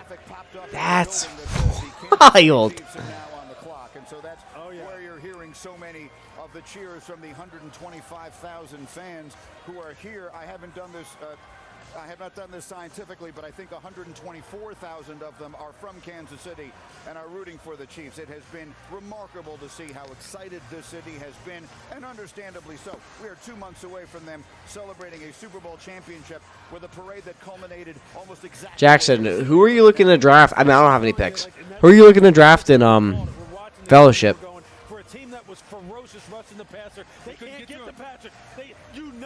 To stick like be a thorn in the side all off season. We have to get even more guys. And the field has something to do with that night. True.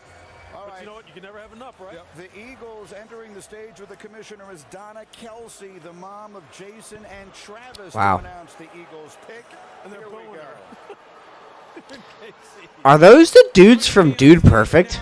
Are some very special guests, content creators who you know from YouTube. Dude Perfect and Jason and Travis's. Why are they up there? That's so weird. Yeah. Thank you, Roger. Okay, Miss Dawn, I got a question for you. Sure.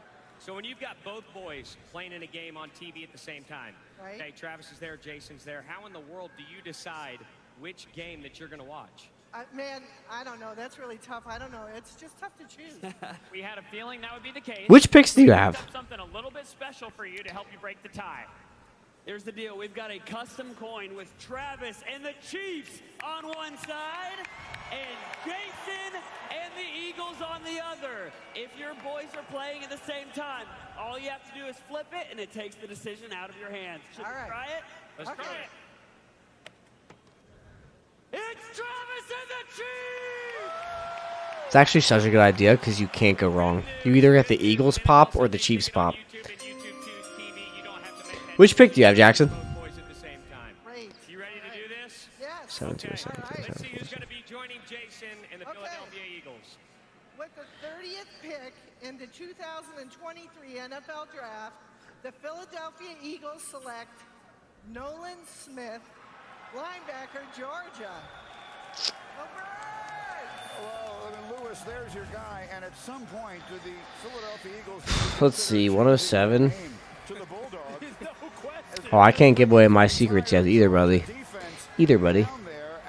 Including two defenders. I like Tyjae Spears because of the pass catching aspect.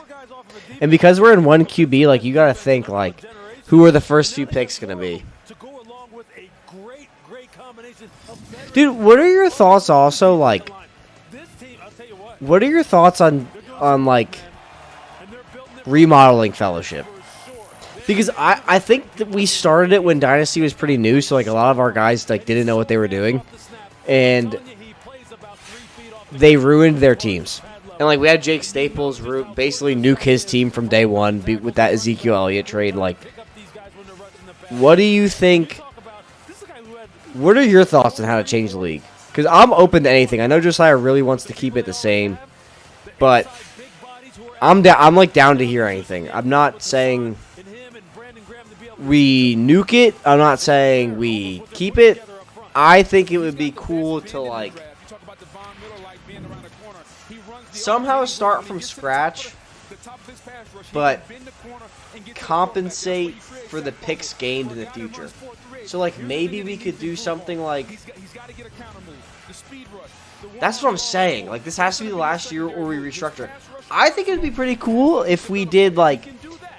We started from scratch, but, like, the picks you have next year, like, let's say, like, you traded for an extra second, an extra third in 2024. Those get pushed to extra picks in 2025. The same rounds, the same picks, just 2025 from the same players. So, like, if Kobe gave you his second and third for 2024, and let's say we restart the league in 2024, you would get his second and third in 2025. So you still get the compensation you earned via trade, but we get the clean slate for those teams to at least have a fresh draft knowing what they're doing. Those guys just came back for 1 year. Fletcher came back for 1 year. Fletcher Cox. Brandon came back for 1 year. Jason Kelsey came back for 1 year. Because, like, the way I look at the league, it's more important for the league to remain relevant so that we all stick together. Like, I could care less about the fantasy aspect. Like, I'm on the cusp of winning the championship, but, like, yeah, like, in the rookie drafts, I think it's more important that this remains a talking point for us throughout the years rather than something we don't care about. And if that means I have to rebuild the team and start from scratch, then, like, whatever.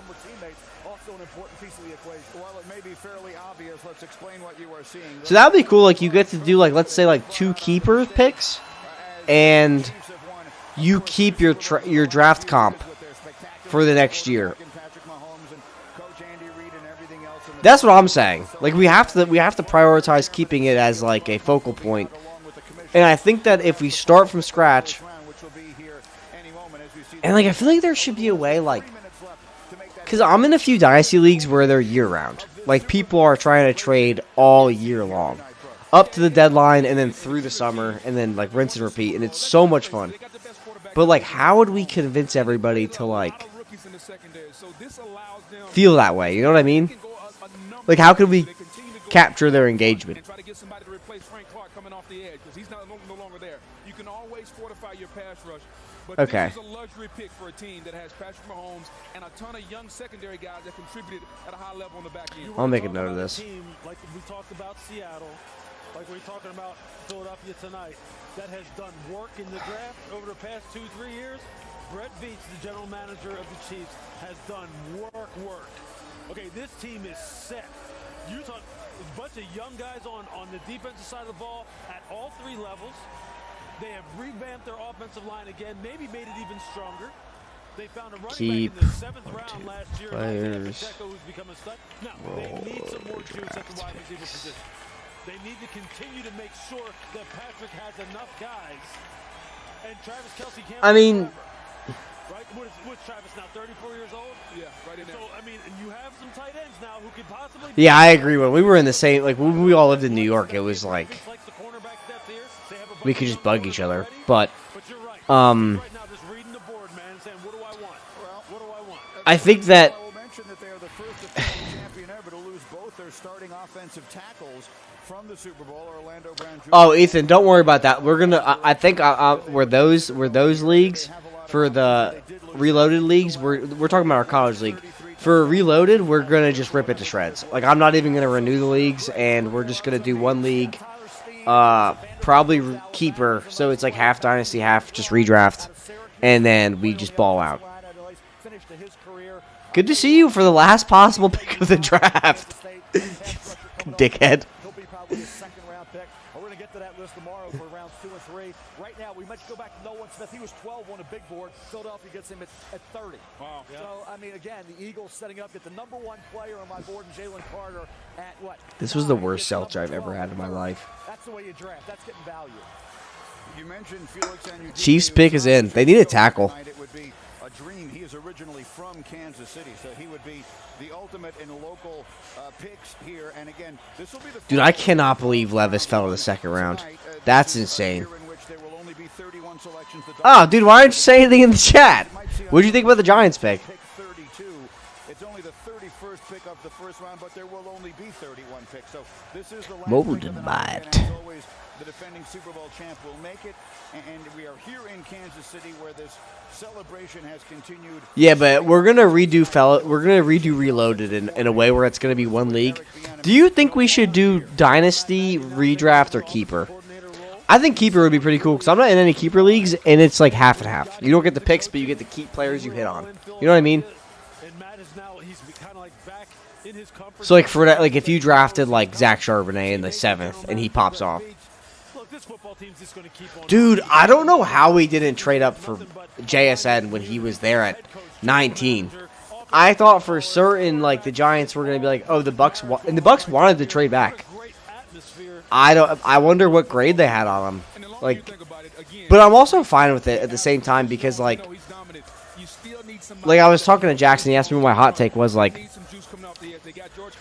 I think that Downs is going to be really good.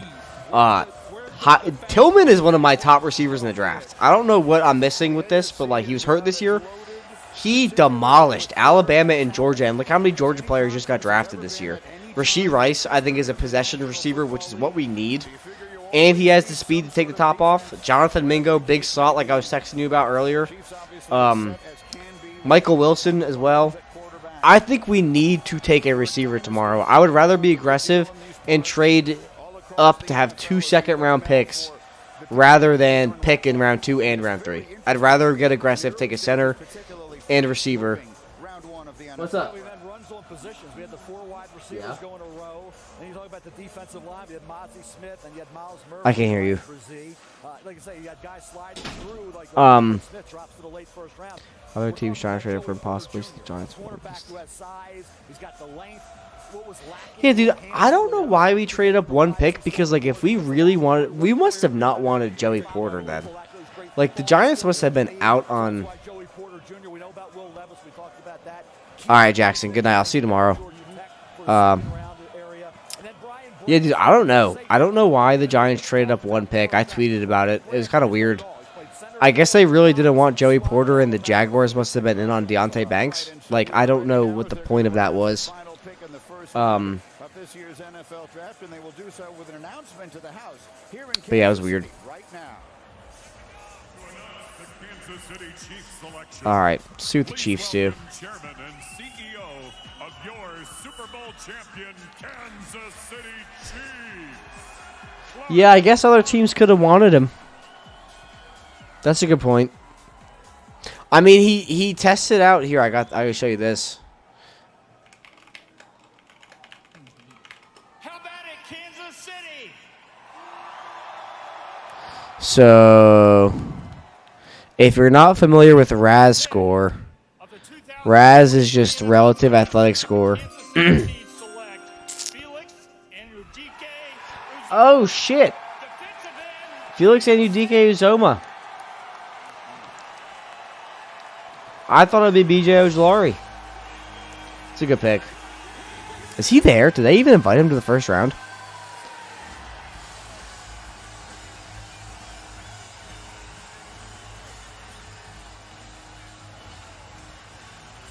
So, check this out. Hold on. Deontay Banks. So this is like the relative athletic score for his size, and he graded out as a 9.99 out of 10. Like it's 1 to 10 scale. He's an elite athlete, and he plays press man corner really well. This ranked 3 out of 2,212 cornerbacks from 1987 to 2023. So he's one of the most athletic corners ever. I just think that not trading up for Njigba at 19 was kind of weird. But I'm fine with that because like you have players like Jaden Reed, Tillman, Mingo, who could be first-round talents.